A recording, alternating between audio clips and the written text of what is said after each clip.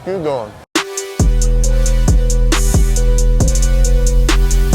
Remember that name, Good Pizza, with 3 Z's, baby, 3 Z's.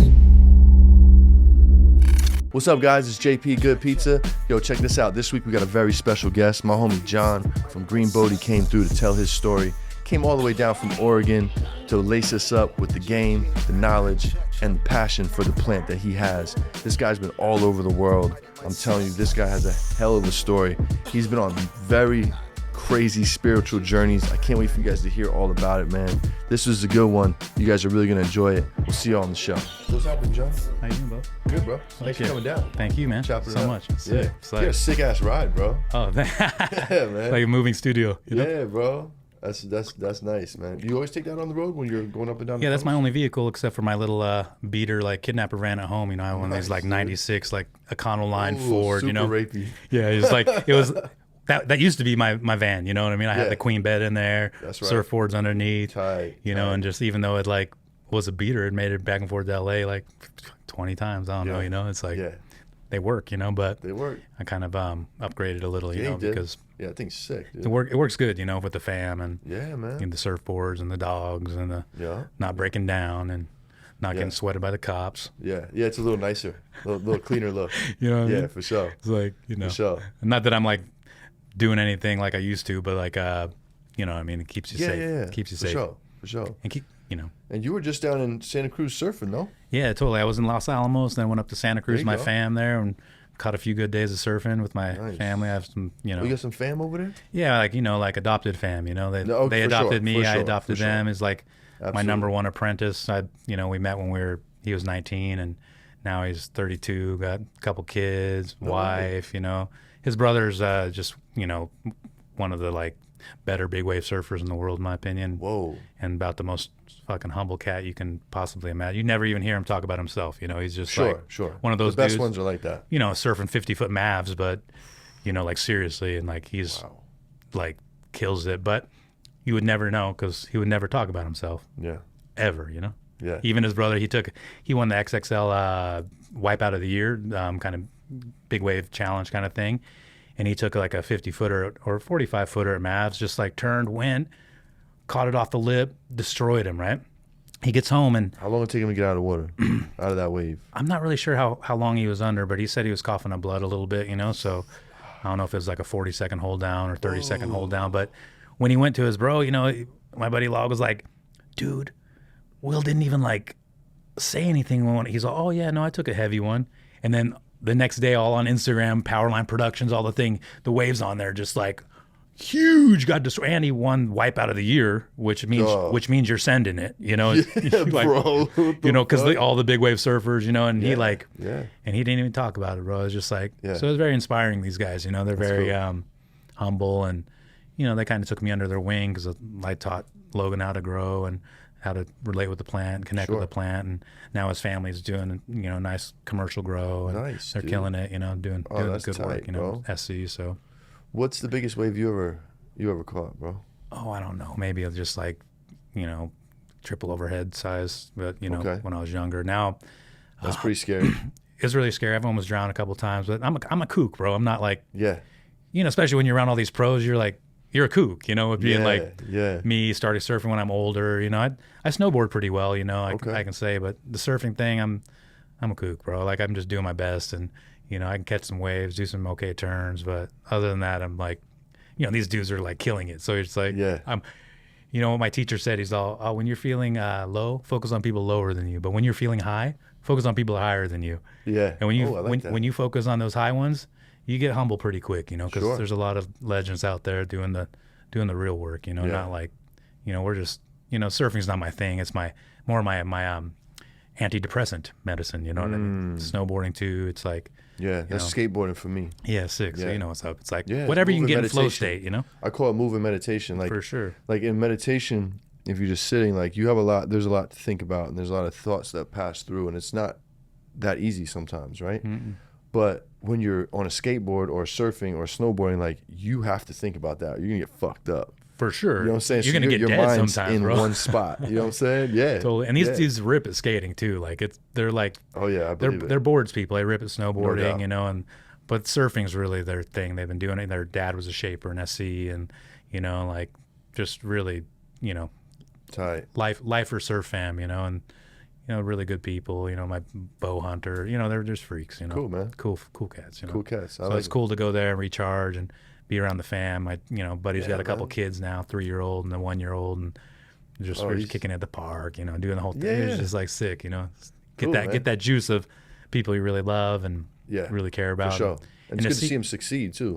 Dude, he's like I said, he's my number one apprentice, because my crew up in Oregon would always get jealous of him because he's like, I gave him certain slacks, but he got it a different way. He got the esoteric aspect of it and the relationship with the plant and how to like connect in a way that where you don't have to do as much work, Yeah. You can be a little lazier and you can be a little, more flow with it. And if you can read the plant right and you see what it's telling you and, relate with it well, it's a different style than this kind of what we got going now with this, Sure. People are just, monetary based, doing it for certain reasons that aren't what we've been doing it for decades in the past, Right. Especially Right. out of Eugene, my whole growing reality. Tell me a little bit about the Eugene community and like the scene up there. I'm learning about Oregon. You know what I'm saying? So Eugene, Lane County was kind of the place, for many decades that you can grow weed without getting trapped, and they kind of welcomed it in a different type of way, Okay. They went medical, I think it was 98 or something like that. For sure. But even before that, it was very, very safe. And it's because, we got this thing called the Oregon Country Fair there. Back in the day, Grateful Dead used to play. Hell's Angels was security, and it was getting a little rowdy, so they kind of cut off the boys to be in security, because no more alcohol, and now it's kind of like this, kind of artesian Renaissance fair. If you were to compare like Burning Man and the Oregon Country Fair, Oregon Country Fair would be like the feminine artesian expression of humanity versus Burning Man be like the male hedonistic kind of expression of humanity, which is all good. We're all humans, like place. having a party, having a good time, but Bro. different orientation. So, the Kesey family, Merry Pranksters, all the, them, they're all in Eugene, Kesey's have a spot there, and, theater, and they run the kind of music scene the family does, and, his son, and so it's Nice, like, so it's very welcomed. And I remember, back in the day, even like, I grew up in the desert out in Southern California, didn't grow up there, but I was there. We left Eugene, went down to Mojave, down in north of Barstow, a place called Ridgecrest, Okay. It's like literal middle, nowhere kind of Sure. Mojave Desert. And, when I graduated high school, my parents moved back up there, and I'd go up there, this is like what, 90, 93, 94. Mm-hmm. And I could walk down 13th Street and within a block have kind bud. Oh, no shit. Yeah. The people like nuggets, kind bud, mushrooms, and you just like, walk towards shit. campus. And by I'd park at High Street and 13th. By the time I was at Ferry, which is 1 block away, I have a bag, Nice, dude. And I didn't really understand what it was about, because I was just very normal. But when I moved to Georgia, I was out in Savannah, Tybee Island, this little place out there for a while. And when I got out there, this kind of deadhead dude, he's like, "What, you from Eugene, bro? Did you bring the chronic, bro?" I was like, "What?" I was like, "What are you talking about?" He's like, "Bro, that's a place of the chronic, bro." I was like, "What, dude? Crazy." What's up with it? I'm gonna roll some J's, homie. Let's roll some J's, baby. Do the thing, bro. That's right. I'm finna twist up some of your shit, bro. Do that, please, bro. Freaking anything you want there, bro. This guy came heavy. He even got some sour, man. Was that sour? No, this is the Kenzu, the Tenzin Kush. Tenzin Kush, man. Yeah. I've already smelled this. I had to put my nose back in there. That's a good time. Yeah, I think there's some Chem Dog there. There's some sour OG. Chem Dog, really? Yeah, Fuck, bro. sour OG's right here if you want a real sour one. That's slide that. Yeah, over that here, one's. pal. This one's Hell's Angels OG by Sour Diesel IBL from Amico Seeds. Held that cut a long time, man. Damn, kid. Yeah, we're gonna fucking whoop some of that guy. That's what's up, man. So yeah, man, let's take it back, bro. We touched on the childhood a little bit. So you grew. So where were you born? Where did you go to high school? What was that whole scene like? Your beginning. Yeah, I was born in Whidbey Island. My dad was in the Navy, so we moved every 2 years. So I was born up in Whidbey Island, up in Washington. Okay. And then we moved around a lot. San Diego, Oh, tight. Nebraska. I lived in Guam for 2.5 years. A lot of military kids did. Yeah, know? It was sick because I had this like thing. Now it's called Three Wives Beach. It's like one of the most famous beaches in Guam. Okay. That was my backyard, and I had a house right above it. Whoa. So I'd go down there like literally 7, 8, 9 years old. I stole a little Hawaiian sling off someone's porch and get my dad's fucking, diver goggles and fins. I'd go down there alone every day. And I had this huge lagoon, like all to myself that'd go tidal, so it'd drop a little bit. And then when it dropped, all the reef would show fucking, no shit. Pacific clams like this big, just huge fluorescent lips, brain coral the size of this table, like God. insane, dude. Like hundreds of tubers that coming out of these brain coral, bro. It's like, and that was my backyard. So I'd go down there every day, fishing, spear fishing with the Guamanians, and like, What a life. it was like mental. It was mental, it was a really, really unique thing, and really it was a blessing. But at the time, I didn't know. So I was just like, living that kind of life. And when I came back to Eugene, it was kind of the same because it was back in the day when you didn't have to worry about getting kidnapped, Yeah, right. and you can like. You didn't have to worry about some weirdo doing some weirdo shit, Yeah, no doubt. Now was it dangerous like that in Guam? Like no, Guam's chill, bro. Okay, for sure. Guam was chill then. I mean, now I think they got a little bit of a like ice problem or something out there. I don't know if it still is, but I heard it kind of, the Polynesian islands, they kind of, it gets kind of tough out there with that kind of thing, No doubt. But that being said, it's it's very very cool, it was a big blessing because Most like a people lot don't of get kids to don't get to experience do that, Yeah. and especially nowadays, I bro. certainly didn't. It's like it's pretty tight with all the like like even with my son, I don't let him go out and just cruise, Nah, bro. Like, I'm scared he's gonna get snatched, Right. or something weird's gonna happen, or he's gonna get into something and try the wrong thing, and next thing you know, he's like fent out or something, you know what I mean? And like That's a scary reality our kids have, bro. you can't just try something anymore without maybe dying, Right. and that's sad, bro. It is sad, man. Because like it was nice when I was in Drugs were a Eugene. lot safer when we were kids. I mean, kind of, if you didn't take too much. Well, dude, I was That's all you had to do, not take too much. You know what I'm saying? for real, if anything. We didn't have no fent. You know what I'm saying? Like, No, dude. Even like out, when I grew up out in Ridgecrest, like because I was like middle school and high school there, it was pretty. The meth scene came on there, yeah, and it was like pretty methy down there, in the sure. late '80s, early '90s. Yeah. It was like, and so, but that wasn't my thing. So it's all good. But thank God, bro. bro, Because that's a road you don't want to go down. no, I mean like. I've done my fair share of every drug, Same. and even like when I was younger, tried some pretty hard stuff just to try it. Yeah. But then after a week, I'm like, whoa, that's going to get weird to buddy. kick in a year, bro. Yeah. So I never did certain things again ever, That's good, bro. But, just normal growing up stuff. But in Eugene, bro, like I remember I was a kid and like, other kids on the bike path by the river, they'd be like, hey, you want to try this, I'm like, what's that? They bust out this hash, Yep. had like gold tie stamp lettering, like gold leaf lettering on it, And I was just like, oh, what's that, dude?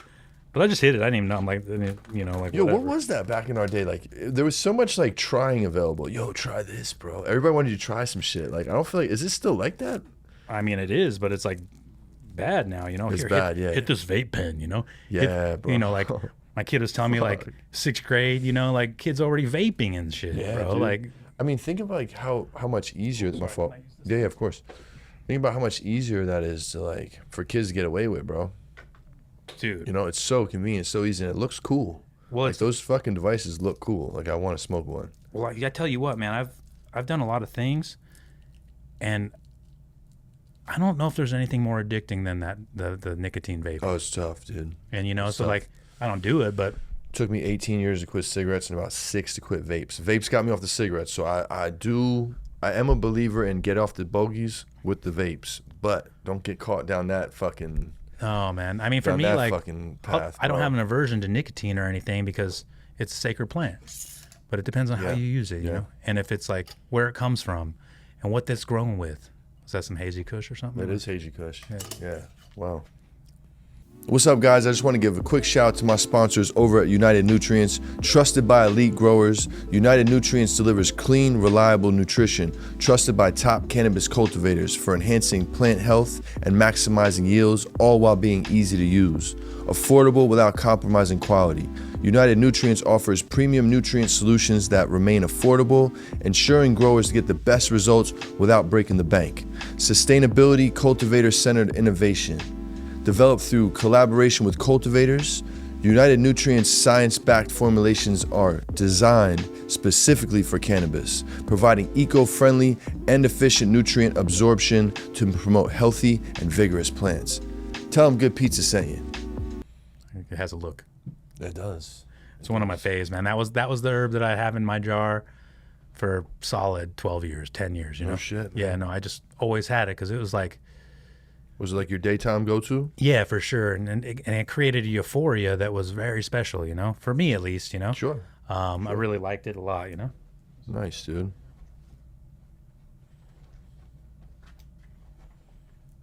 So, You got some flame, brother? oh yeah, you know it. There you go. Yeah, that's what's up, man. So, we're in Eugene.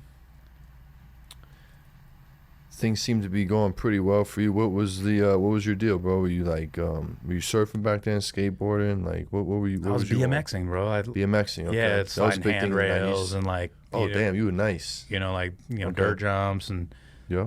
parks but I took a header to the, you know, there's this Churchill skate park and I took a header to the like 9-foot bowl there, you know, aired it, everything was going good. I was watching my wheel go down the tranny, like looking good, and next thing I know, I'm like standing over my bike, like, you know, and in between the time I saw that my wheel hitting the tranny and me standing over the bike, I heard this like porcelain sounding like dong, you know, and someone being like, oh. But actually, when I look back and I think I was the one going, oh, you know? Really? Oh, You know shit. what I mean? And I had a pretty bad concussion, so I was kind of good after that. Yeah, we didn't wear helmets back then, bro. Nah, bro. And like, you know, I beat up my body pretty hard. You know, I had to have knee surgery. I, you know, just pulled my tendon right off my thumb. You know, just popped it right out the bone. Just like, you know, like all, you know, and just some things, normal stuff. You know, Yeah, for sure. normal like thrash your body and, you know. So, but I was pretty rowdy then because I come from Georgia and, you know, and it's kind of rowdy out there and it's kind of rowdy in sure. California and Yeah. Oregon's not so much. I mean, You getting a lot of scraps? yeah, man. for sure. I've probably been in, I don't know, good 60 plus street fights maybe, you know, in my life. So It's a good number. it's like when you're half Korean, half white in the 80s, you know, and it's like, Yeah. it wasn't cool, you know what I mean? Like Right. now it's sick to be a hybrid, you know? No doubt. Oh, word, that's what's up, bro. You know? I got a cousin that's, you know what I'm saying? It's like, that's back then. It Almost was like- everyone, you know, is like got someone they're Yeah, we're tight all with. mixed now, You yeah. know, it's like, it's the beauty and it's good for genetics and it's good for health and all that, in my opinion. And, but you know what I mean? It wasn't cool back in the day, moving around a lot too. And it just wasn't the thing, you know, like it was sad, you know, because, you know, just different times, you know, which is cool now how they got, you know, it's like, it's changed a lot now and people more open-minded. And, Yeah, it's a little soft, but, you know, at least there's a little less a lot hate. soft, bro. I mean, I don't know if there's less hate. There's still a lot of hate. It's like- transformed. The hate's The transformed. hate's transformed, yeah. A lot of hate still, I think, and a lot of weird undertone racisms and stuff that's disguised as other things, you know? Yeah, for sure. For sure. Sadly, you know? Yeah, man, it's a weird world we live in. It's a different world, you know? But that's what happens every 10, 20 years. Shit's different, you know? You share or what?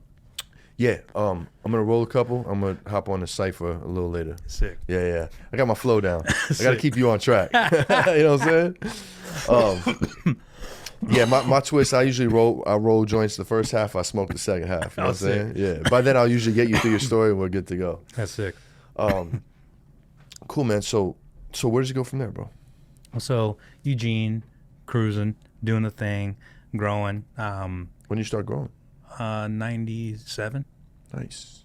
Yeah, and just like, you know, basically had a little dentist, you know, light off the dentist office, kind of, you know, the parking lot. Mm-hmm. You know, my friend gave me because he worked for like, you know, he had like a, what do you call it, a washing machine repair thing and appliance repair thing. And Yeah. he just so happened to have this like, you know, 250 watt HPS light.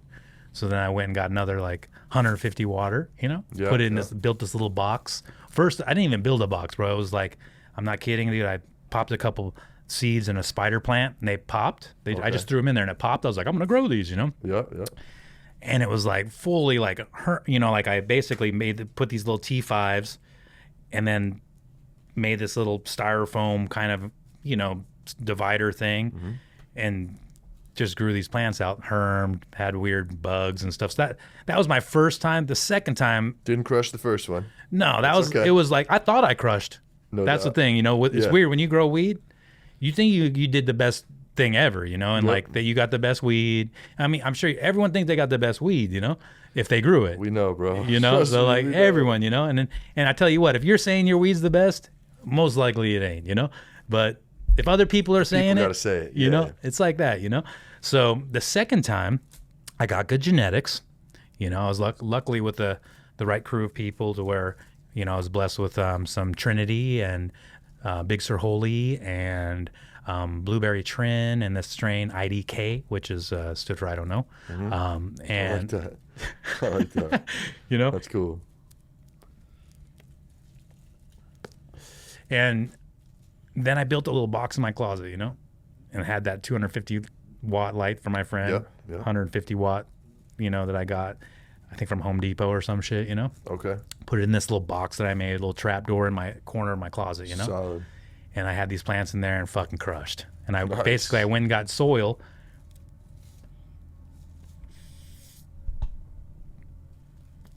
Get this thing going. I went and got soil from this winery that just started, biodynamic winery called King Estate. And I went and pulled like 5 gallon buckets of dirt out of their apple orchard because I heard they're like organic and whatever. Okay. And then I went home, mixed it with pith, some perlite, you know, little green sand, little guano. Yep. And I didn't even need to put the green sand in there because that shit takes like a year to break down. So it's like, you know, either way, but you don't know, you know. I just used the Eugene mix for my From a homie. from a homie. He goes by Bob Dole down there, you know. Bob Dole. Bob Dole. I like it. Shout out to Bob Dole. Shout out to Bob Dole. But anyway, so he gave me the recipe, you know, just a classic little recipe. You know, other things, oyster shells, some other stuff. Yep. Made that, mixed it in my garage, you know, and then just watered it, you know, and the shit was insane. And I was, Let's go, dude. It was Off to the like- races, kid. dude, it was like good genetics, good simple organic program. Next thing you know, Thriving plants. wow, bro, I was hyped, you know. I was Hell like, yeah, I'm dude. like, you know, and you know, it's a really classic thing. Just don't overwater, just don't underwater, you know, Yeah. and don't fortify your plants with nutrients, and don't then do that. That's what I've fucked up. oh, we all Yeah, I fucked up burned there, those though. Like, fuckers. me too, man. I've burned them. I've had to flush gallons and gallons and gallons and gallons through just to like get it back down to certain ppms, you Yep, know. yep. Even though in organics you're reading ppms and it's actually not the truth of what's there because a lot of organic material doesn't read on that, you know. Sure. So it's like that's a salt thing, you know what I mean? Yeah. EC, right? Yeah, so, yeah. Conductor. So it's like so whatever you're reading, it might be that, but it might still be pushing 1,000, 1,500, 3,000 ppm, you know. But either way, so rock that one. Kind of like when I was curing it, I put it in the jar too quick and kind of, you know, learned a good lesson there. It was good still, and I caught it really quick because it's like you're like, oh, I'm gonna put it in the jar because that's what I've heard, you know. Put it in there, close the lid. Next morning, you're like, oh fuck, I ruined it, you know. Yeah. Anyway, so you learn a big lesson every lesson, right? Yeah, bro. So you learned your lesson on the cure. On every Fucked up aspect. the cure. Yeah, you know, like on that. well, I mean, I fucked up the whole thing the first time, right? Yeah. But then this one on the cure, because at first I was growing pepper plants, bro, and I just took the information I was growing from the pepper plants to deal with my allergies, Sure. right to that first spider plant, you know, germination thing, and then learned all kinds of lessons there. Don't do any of those things again. Took all that to the next one, and once you just keep doing that, you know, a lot of information develops after whatever, you know. Absolutely. So then, you know, kind of goofed that up a little bit. Still turned out bomb, but it just wasn't 100, you know? Right. So the next one I learned that, you know, you do this certain other aspect and get it a certain way, make sure it don't close it until it's just done, you know? till it's not gonna, reconstitute moisture throughout the whole flower. Mm-hmm. But once that happens, then you can close it and then do that kind of a longer cure and certain things. At least from my perspective, No doubt. I just do it the way I do it. I don't, and which I learned over all those times. I mean, back then, dude, we weren't even growing with carbon filters. It was so gnarly having Trinity, like the skunkiest smelling plant there is, really.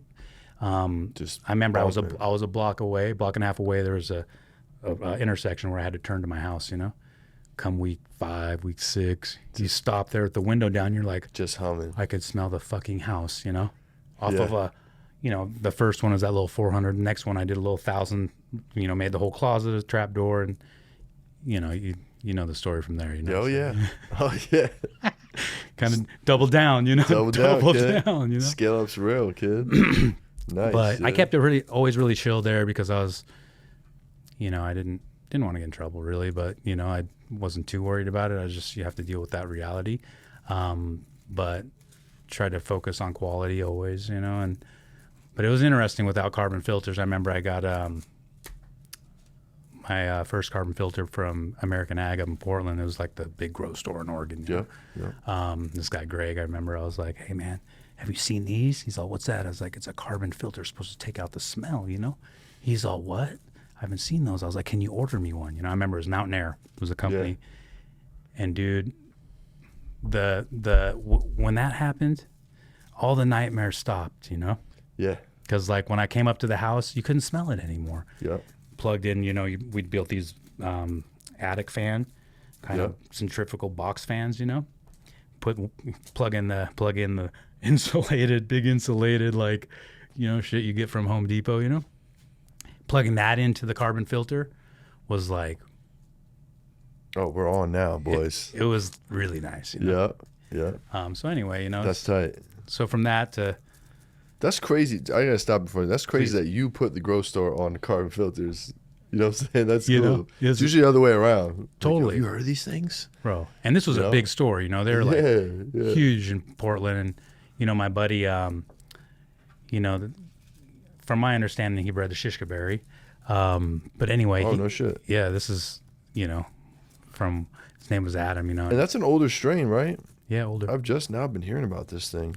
So is that Oregon strain? It seems like it because he lived there. And yeah, it's probably why I haven't heard of it. So he basically owned a this is a different guy, different appliance guy, but he was a washing machine repair, Yeah. And I remember we used his business to get my first wholesale account at this American Ag, and so that's how it was back in the day, Yeah, you want to put your name on that shit, bro? Back in the day it was shady. Bro, my cousin up in Washington, they used to in the earlier 2000s, they used to swap plates, dude. They used to swap plates, bro. He swapped like his neighbor down the block had the same car as him. They swapped plates for the day. And he went to the grocery store, came back, hella shit, came back. The feds was at the old man's crib, bro. They fucking, took the place down. And that's what I knew. It was like, damn, that's a real fucking thing. I heard a real story from somebody I actually trust. Like, it's real, dude. Yeah, man. So many people got popped around Eugene just, getting followed from the grocery store. Mm-hmm. So it's sick that that's not a worry for people anymore. Yeah. Good times, man. Good times. Man. Freedom. So, freedom for real. Kind of. So, where did your story progress from there? Because I know that you took a very spiritual journey, a deep dive, if you will. When does that happen in your timeline, bro? Like, and what caused that? Well, what caused it is heavy acid trips. Really? Yeah, Tell me more. Being a kind of rowdy dude and self-centered, kind of, egocentric, kind of young, testosterone-rich male. That'll do it. That'll do it. So, and then thinking you're special too. On top of that, some heavy acid trips kind of showed me that was a lie. Yeah. And everything I was telling myself was a fucking lie. Yeah. And those acid trips were really long. Yeah. And those nights were some of the, were they rough? Yeah. What's up, guys? Just want to take a quick second to shout out my sponsors over at Kayakor.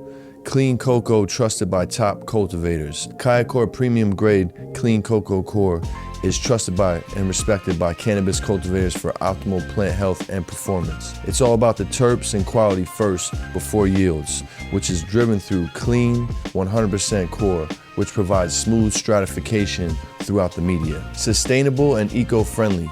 Sourced from eco-friendly coconut fiber produced in our 100% sustainable operation in India. Kaya provides an environmentally conscious solution without compromising cultivation quality. Kaya washes the cocoa multiple times to ensure a clean starting base with less salinity from other cocoa manufacturers. The plastic pot is 100% biodegradable for a sustainable solution. Tailored for cannabis growth, Kaya Core products are developed from direct feedback and collaboration with top cultivators, offering superior water retention, root aeration, and nutrient absorption for healthier, more vigorous plants.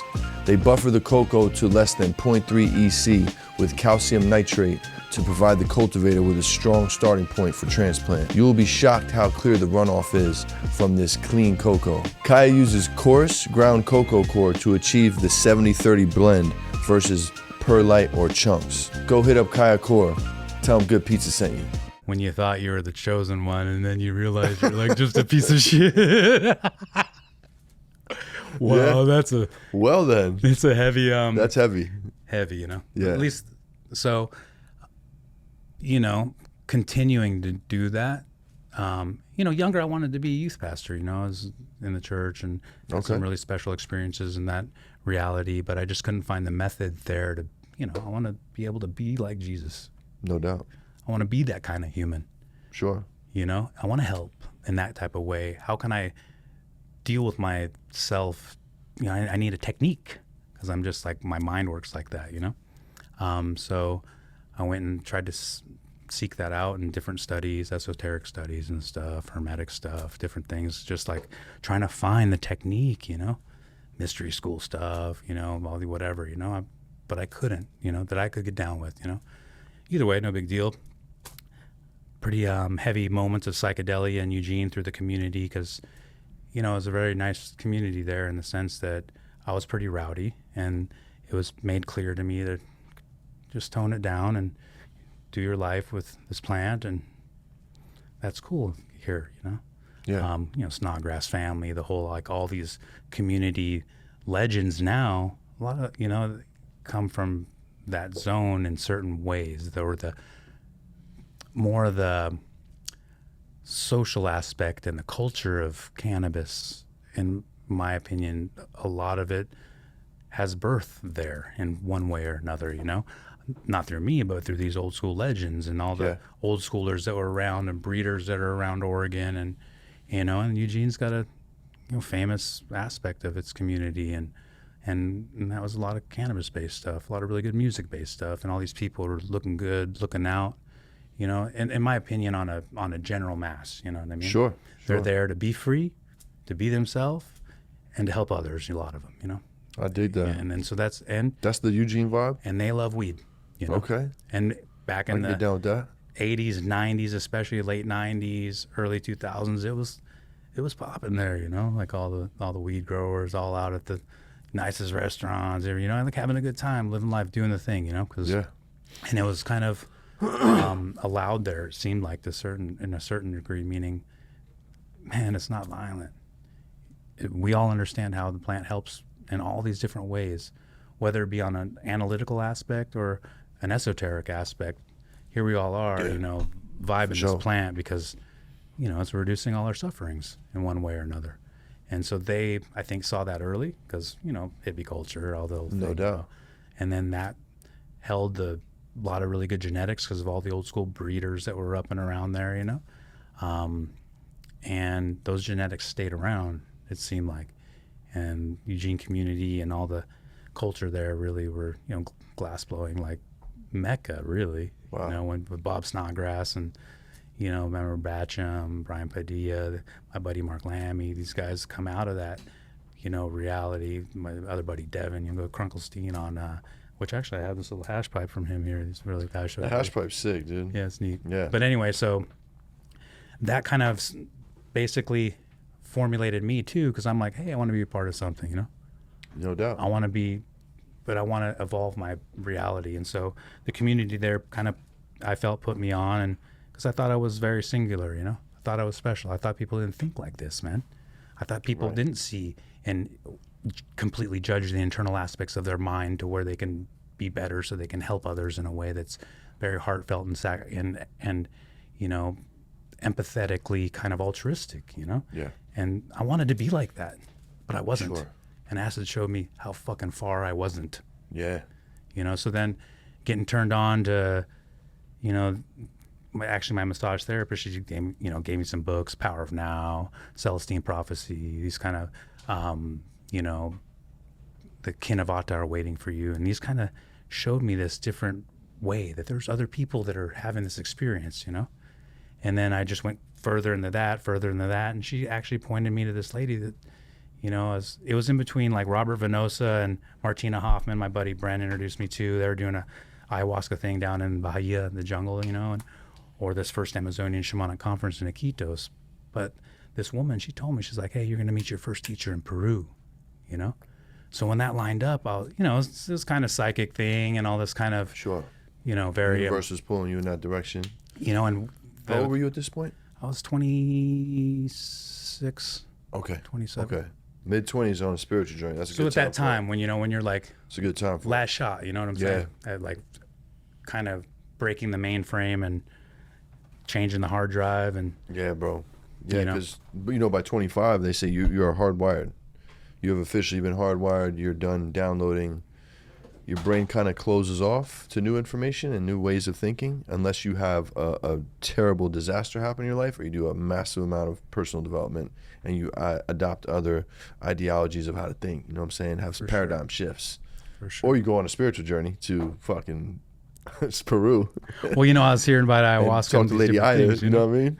Well, Talk back to me. then, all there was this Arrowwood's vaults, you know, where you can find any information on it, really. You know, it was like, Yeah. you could die, all this stuff, you know, it's very Sure, potent. sure, You'll have sure. a shamanic death. I'm like, shamanic death? That sounds sick, you know? Because, you know, heavy L experiences will give you a shamanic death too, you know what I'm saying? Like, at least the times I've passed out thinking I was dying because I couldn't breathe and I was just turning inside out, the whole galaxy, you know? Yeah. How much acid do you normally take, bro? Are you a one hitter or Oh, just no, like when I a was younger, I would. 10 stripper or what? Oh no, bro. You know, some things happen and you just accidentally take too much, or Sure. you know, like. But back in the day, I took a lot less. If I were to take any in the last however many years, it would just be little microdoses until those add up a little. But back then, when you had like more or vial and those, you're like, you know, setting up all your friends, and every time you're like, you know, and yourself, and next thing you know, you're like, you know, Yeah. you know, when you go from like talking and having a great time to not being able to put any words together, Yeah. and everything's looking like a fractal, you know, it's like, Yeah. She gets fucking fuzzy. you know, and then For sure. and then when you're a punk ass selfish punk, you know, thinking you're cool when you're actually just not that cool. Yeah. You know, I remember I'm like, oh, I thought I was like the chosen one or something, but then you can't even make a sentence, you know? Yeah. So this is this kind of like dualistic oxymoron of your mind that you told yourself this story. So then, you know, when you get down to it, that thing that does that, and that's the root of everything, suffering. You know, it's where the suffering comes from, because we tell ourselves we're something or not. We tell that it's ours instead of not, you know, like, so there's a thing that clings to that permanence of either aversion or, you know, attachment in this way that's, you know, very base level and root level, you know. So it's being able to see all that and break those things down and recognize, hey, the thing that clings to that is actually the illusion. You know, we can have awareness and we can be here relatively as John and all that thing, but the thing that clings to that, that's another thing to focus on, you know, and to alleviate yourself of that thing that wants to make everything permanent, and then the suffering starts to reduce. And then you can actually Touch on that. The thing that doesn't make everything permanent. well, you know, so I think I know what you're talking there's about. awareness, right? We have awareness that say flow state reality, when you're not attaching or pushing away anything. You're like fully present, fully aware. You know, that thing that clings, that when we have fear, when we have suffering in any way, whether it be physical, mental, health, outside, what we think of others, what we think of another, if we don't like them, all the reasons we don't like them, the thing that attaches to all those things, that's the thing to break. That root ignorance. So then the awareness that we have, innately can be expressed and experienced, instead of this veil of bullshit that we tell ourselves. Yeah, the story. The story. The story. So the thing that attaches to that story is the thing to kind of, the more awareness and focus you can bring to that, the more those things disengage and dissolve. And then if you're going to act in a compassionate way or altruistic way, it can be real, Yeah. Instead of this like, oh, I'm compassionate, guy. Yeah. It's like, no, man, like if you help others be free of suffering and that's your heart, you won't be like, doing it as a check me out. Hey, I do this. Look what I did. People will know, and maybe Yeah. you talk about it in certain dimensions, but that's not, that thing hopefully has been dealt with a little bit. So for me going down to Peru, like this, I mean, all this information I didn't know then, right? Sure. I was young, but I wanted to help. I wanted to be a teacher, and my first growing partner, and I told him, of course, after a heavy acid trip, blah, blah, blah, blah, I'm like, oh man, I want to teach people, and he's all, bro, what the fuck are you going to teach? And I was He knew you wasn't the guy either, huh? he's and I was like, I really trusted him, anyway. And Yeah. I was like, you're right, So then I kind of went on and sought out, hey, if I can teach how I went from a fucking arrogant asshole to someone that's less, I might be an Win-win. arrogant asshole to some people, or sometimes it's not my intention, but I know it's less than it used to be. Yeah, for sure. 100%. For sure. And so like, if you can engage in all that and do kind of philanthropic practice and keep continuing that thing, that's where the happiness, for me at least, even though I go through my own depressions, I'm real, Sure. have lots of suffering. It's been Nobody's safe. been a rough year, Really? Yeah, just like life, we're in some Life stuff, sorry, I have to fruit all this karma and experience it, eat my shit sandwich if it's like that, or Yeah. otherwise, or experience the blessings that come to.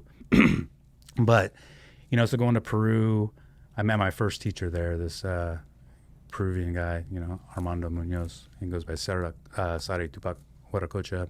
Him and his oldest son were like brothers. He's the one that did any of the filming for me for this like mini doc series, all that. But just so happened he was at the conference and teaching there, and I call Alan Shoemaker from here. I'm like, hey man, I want to come to the conference, but I don't want to be put with all the like norms. I'm like, I'm cool and special. I'm supposed to be pretty good weed grower out of Eugene. Like kind of like I was.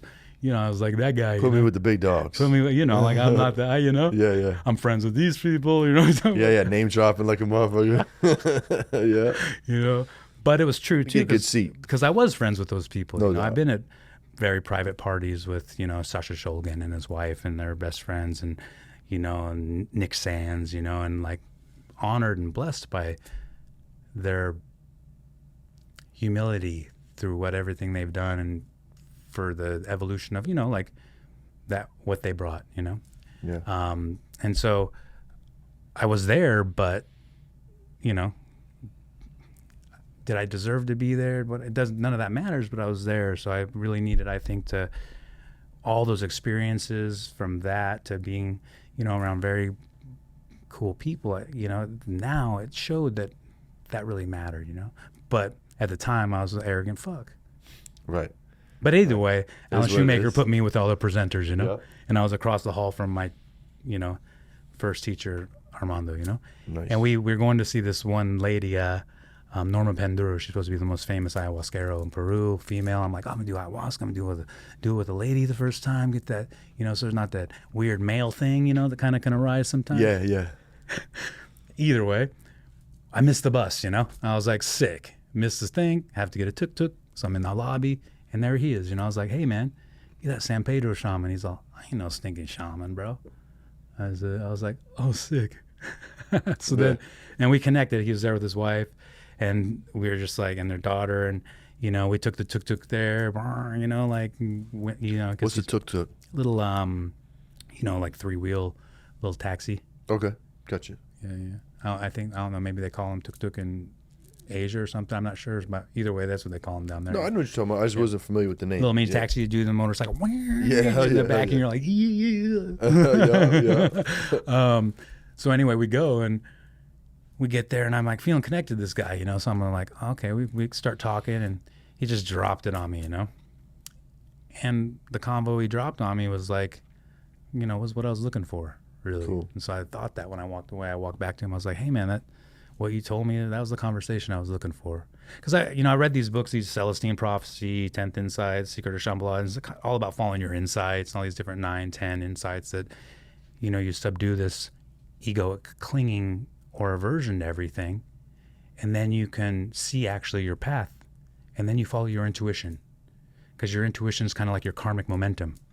Right. And if you can, or at least an aspect of it, you know, or so if you can subdue that thing that wants to be the boss and be in more flow state in your reality with the right intention that you want to help others, you know, and you put that all together, not just others on a human sense, on all being sense, and you put that all together, you know, it starts to create its own type of happiness as a result. But anyway, so meeting him, we go to this Norman Panduro, and she passed out drunk, man. I had like 40 people in the ayahuasca session, you know. She was just like snoring. That was crazy, bro. She was drunk for real? It was crazy, bro. Oh, shit. And so then Armando took over, started singing. It was like, it start cracking, you know? Yeah. He's all, what the hell is happening? You know, because he's a demon like me, you know. He has worked with a lot of famous people, you know. He's good friends with Kelly Slater, and like kind of worked with a lot of these big wave surfers, you know, as kind of their shaman. But he ain't no shaman, you know. Sure. Because he puts Buddhism, Andean plant wisdom, quantum physics all together, and, you know, brings those tools. Sure. Moved to India for 3 years. He was working for, you know, some companies he wasn't so integrally psyched on, you know, so took him and his 2 sons to India and lived there for a few years under the Karmakagyu lineage. So did all the thing, getting all the information he could, bringing it all back. And so that when I met him, you know, after that convo, he's like, oh yeah, bro, we've been waiting for you, you know. And so it's a very weird karmic thing, you know. Yeah, no doubt. So going up to the Sacred Valley after there, he's like, oh, once we leave here, we'll go up to the Sacred Valley. I have a spot there in Udubamba, you know, and we'll do the thing. I'll run you through all the initiations of the family. So What's up, fam? Just want to take a second to shout out my sponsors over at Buck Mountain Cannabis Delivery. Single source flower, rosin, hash holes, and pre-rolls. All produced in the Sierra foothills of Nevada County. Always fresh depths and light assist direct from the farm. Their product is never more than 6 months old from harvest. Grown with passion and obsession to produce the best sun-grown cannabis possible. And if it's from Buck Mountain, you know it's smoking. Serving Grass Valley and Sacramento. Go check out the menu at buckmountaincannabis.com. Tell them Good Pizza sent you. that started there from, you know, like, Where's the Sacred Valley? it's in outside Cusco, Peru. Outside Cusco? Is this Ollantaytambo? Yeah, Ollantaytambo is the end, you know. Urubamba is like 30 miles from there. Got you. On the way, though. I think I remember that it's the town stop. right it's the bigger town right before you get to Ollantaytambo. Yeah, I remember that stop. Ollantaytambo is a special spot because they have this really It is. cool rock there, you know, and they call it a sacrificial rock. You know, it's the sign sacrificial rock. You know, has a human body cut out for it.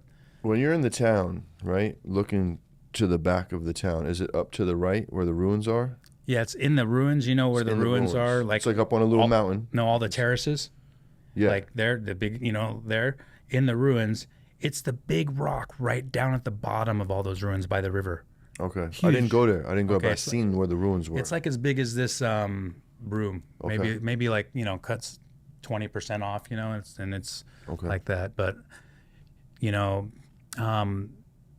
so we come up through the top sun gate, sneak in at night, my teacher, and then they have this huge, like 400-ton stone with a condor, puma, and snake, representing the trilogy of the aspects of, you know, the experience of humanity. You know, like we have our lower, we have our middle, and we have our higher. You know, so represented that way. So there's puma head that sticks out, but, you know, Spanish smashed some of it, but you can tell it's a huge puma head. You know, so we come down there and like my teacher would pour cactus on it and just gel, you know, You just drink it right off the thing, you know? Yeah. Pretty, you know, after you're already up there singing a bunch for like a couple hours, you know? Yeah. Come down, do that, go down to the sacrificial rock and smoke salvia on it. On the cactus. Yeah, for sure. And so you lay in this, you know, cut out like mold of a human body, because that's a sacrificial rock. They say, so that's some shit, you know? This is what it was used for, you know? Yeah. So anyway, that being said, he'd make this 5-time, 10-time extract stacked, like kind of, you know, on some leaf and have a couple pipes there ready, and you just hit it, you know, and then you don't get a fresh breath. You just keep inhaling the salvia, and, you know, like after a bowl, like roasted bowl to your head, and then, you know, maybe another hit or two, you're like, you know, that was an experience. Yeah. I have the most respect for that plant, probably. Really? For sure. Salvia. At least there. In that way. Yeah, no doubt. I was like, oh, damn, it's true. I'm a fucking illusion, you know? Yeah. Meaning that thing that clings doesn't exist, actually, you know?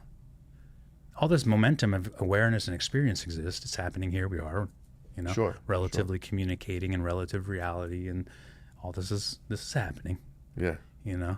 But what I think of it, that's a whole nother story, you know? No doubt. No So doubt. like, that was a hard one, you know. I basically got obliterated and came back, and, you know, it was it changed my life, that moment, you know. That moment. Yeah, that is a special town. It's the energy there is real ancient, you know. And I had some cool meals there. I stayed there 2 nights, and was in like a little hostel, and it was dope, bro. Like, you walk in, there's like a bowl of fucking cocoa leaves, make some cocoa tea if you fucked up from the out too, which we were. The whole crew was fucked up. And like for breakfast, like you just walked outside, and like there's like a little barn next to the hostel, and there's this old Peruvian chick with like 2 kids. Just let her know how many eggs you want, bro. For She's real. gonna whip you up some eggs, and then you're fucking off for the day. For real. It was so cool. And like I got bad altitude sickness there, so I couldn't really enjoy it like I wanted to. We didn't do anything right prior to arriving there from Lima. We were just partying the whole way, and then bam, altitude, dropping like flies, bro. Nothing puts you down like altitude There's sickness. nothing like it. You're like, bro. am I gonna die? I felt close to death. Yeah, for sure. My shorty came in the door like, we're leaving. We're fucking You're like- leaving. She's calling it. She's not getting nowhere with these airports. Like, dog, there's nowhere out of here, bro. Like, you can't just like book a flight. We're not in Jersey, bro. We're not in California. It's not happening. Right. We're gonna fucking ride this out. Totally. We went to Machu Picchu as well. That was dope. Did some So meditation sick. up there, and you know, hopped around and So sick. That's piggybacked on a couple little tours that was happening to kind of like ear hustle. What's this place about? Because I didn't pay for a tour. Just kind of wondering. Totally. You Well, know, I don't it's think they cool. know what it's about really, but Right, and that too. you know, That too. They Like, have idea, bro, and you know, my teacher has a different perspective than what is your perspective? How did those rocks get there, and the symmetry of those man. rocks and those bricks? so that built perfect. they're so perfect, bro. so perfect. Not even you can't even put a like tiny needle No, through some dude. of it up near the Sun Temple. Yeah, and this is on a 10,000-foot mountain, bro. Bro, it's sick. But that was like, you know. And when did this happen? The Incan Indians built this sacred back ground in of the Inca, you know, supposedly, but like maybe it's, you know, I don't really know. I wouldn't, you know, but you looked at in Cusco at Sacsayhuaman, those like, you know, 30-foot tall rocks that are perfectly stuck together. There's a spot up there in Cusco that's you're like, oh, Yeah, you know, it's sick. And even those don't have a needle hair width thing, Yeah. and they're huge. But the ones at Machu Picchu are special. That place is you know, I've been there quite a few times, and really. very special spot. You know, Nice. we back in the day before now, it's like Disneyland, all like every, you know, tour gated, roped, you know. But Sure. you know, like I've stayed in the cave there inside, You just hung out hung out till they left. after everyone left, and then just one security guard there. I was like, went out, put my head to all the like sacred rocks. He's whistling, it's like chasing me around, you know. Is he really? But Holy shit. that was like different times. You They know? always have a security officer up there, don't No, they? now it's like you'll go to prison if you do that. Oh, no shit? Yeah, you can't do that now. It's like a whole different trip. Oh, wow. Yeah, from, you know, but back I see why. 20 some People are years ago, reckless. 20 some years ago, it's like, Yeah. you know, my teacher's like, he did this thing. He used to do this thing. So I'm like, I should I'm probably do doing that that. thing, you know, because I want to experience that thing of what The air that is- is like alone in the Yeah. ruin. Yeah. totally like Soak up some of that energy, you know? for sure, you know, because Maybe feel a presence, you know? or shed some of your bullshit too. Yeah. And using these sacred places and the sacred plants in combination to basically delete the files. Because what he told me, he's like, bro, he's like, you're almost done, you know? You know, the saying, you can't teach an old dog new tricks, right? He's like, you're almost done, bro. But you have to delete all your files, and you treat your brain like a hard drive, you know? And what happens when the computer's full of information? It can't think, can't memorize, can't do these things. Yeah.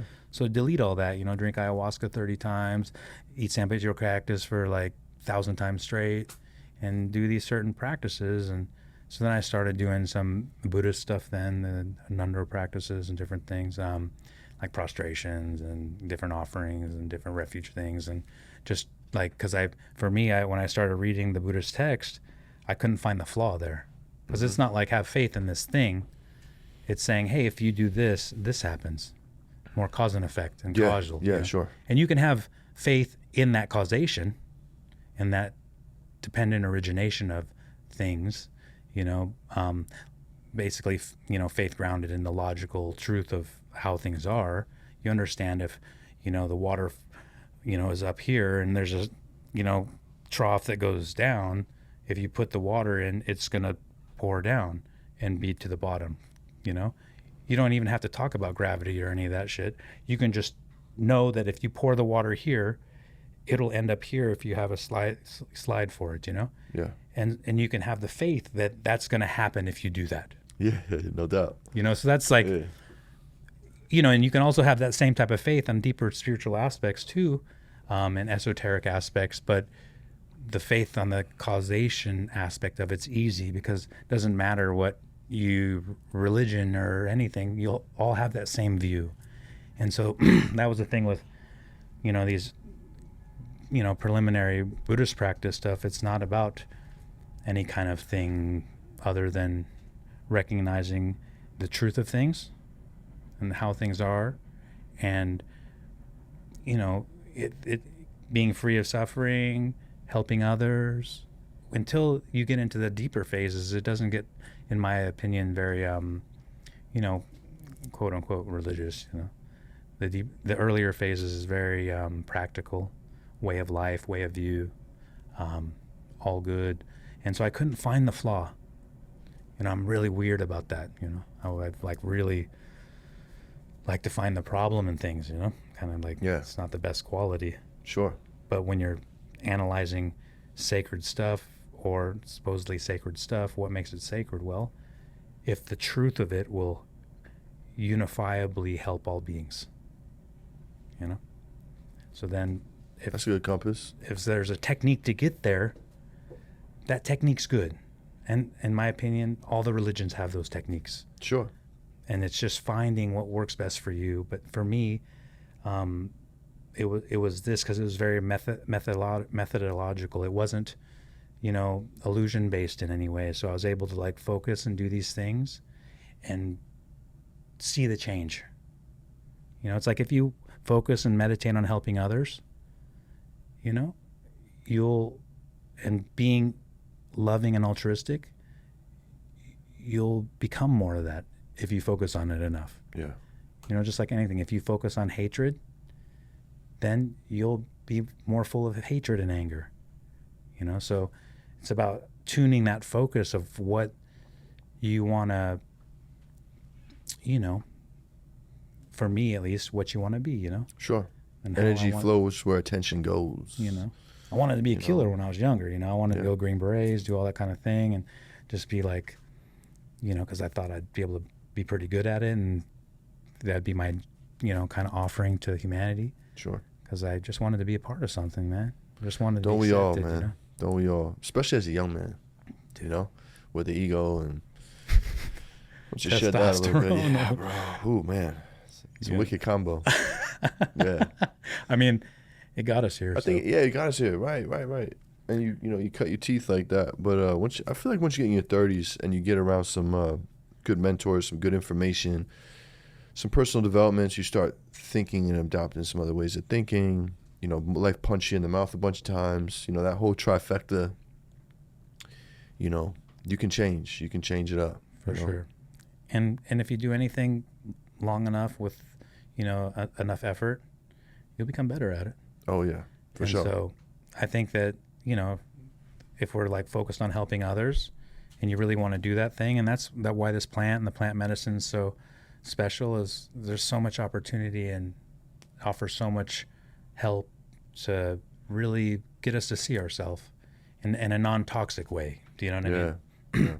Because if you can eliminate the roots and the cause of your, you know, potential later sicknesses, it's clutch. And with some, you know, plant medicines, it really offers you, in my opinion, a pure way of experiencing that. And it has less of the, you know, for me on L, it gets a little sharp sometimes. It's a man-made thing and gets a little kind of, you know, like versus, you know, like Cactus and different things. It's more holistic in a certain way, at least for my body. Sure. So.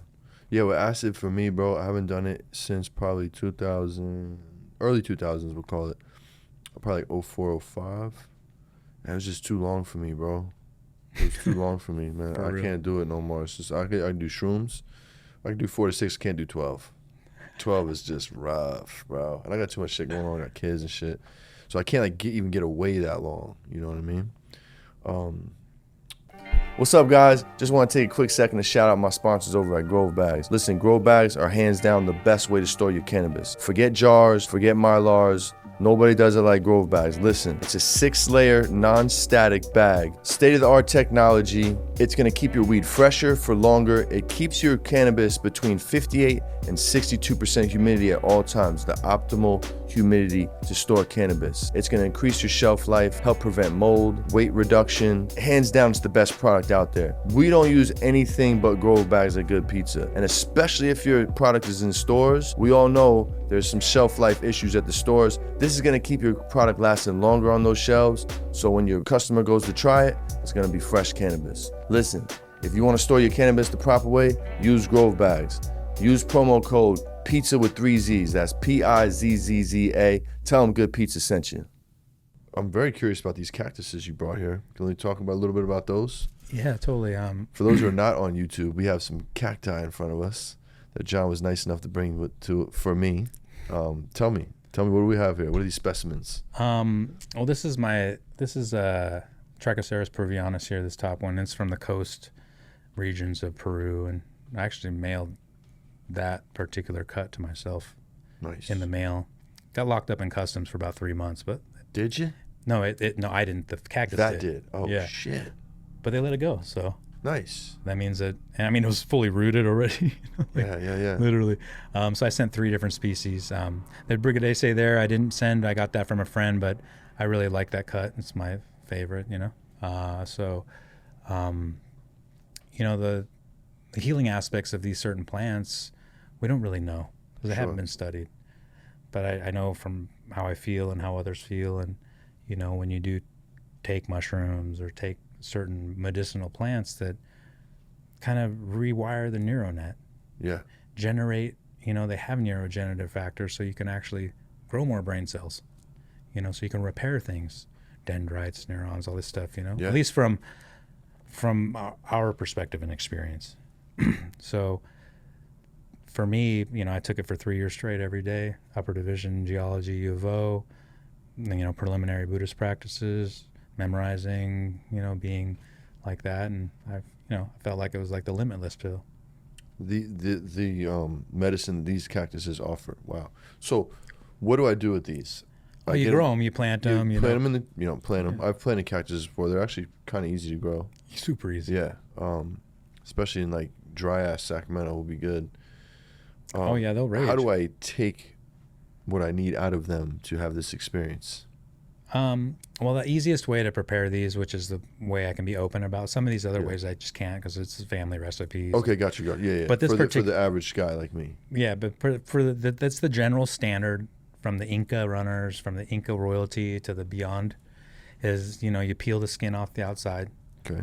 And then take the spines off, and you just take the green flesh, about equal amounts of green flesh and white flesh, and you discard the rest, and you let it dry, and then you grind that up into a powder. And then eat it or smoke it? Eat it. Eat it. Yeah. Cool. How much? I mean, it depends on, where you want to go. Yeah, I know that's right. Okay, so like much? Everything, start at a gram. Start a gram? See, okay. Start a gram. And if, and just keep. I feel like I'm going to go half gram. I mean, like 10 grams is the standard dose. Oh, okay. But that's like your 10-hour, gotcha, 12-hour till you eat dinner and go to sleep the next day kind of experience. Sure. Out in the woods or wherever, but it's like, how it is in closed, confined areas when you're. Oh, I know. It gets a little tight, It gets a little tight. For sure. So, okay, cool.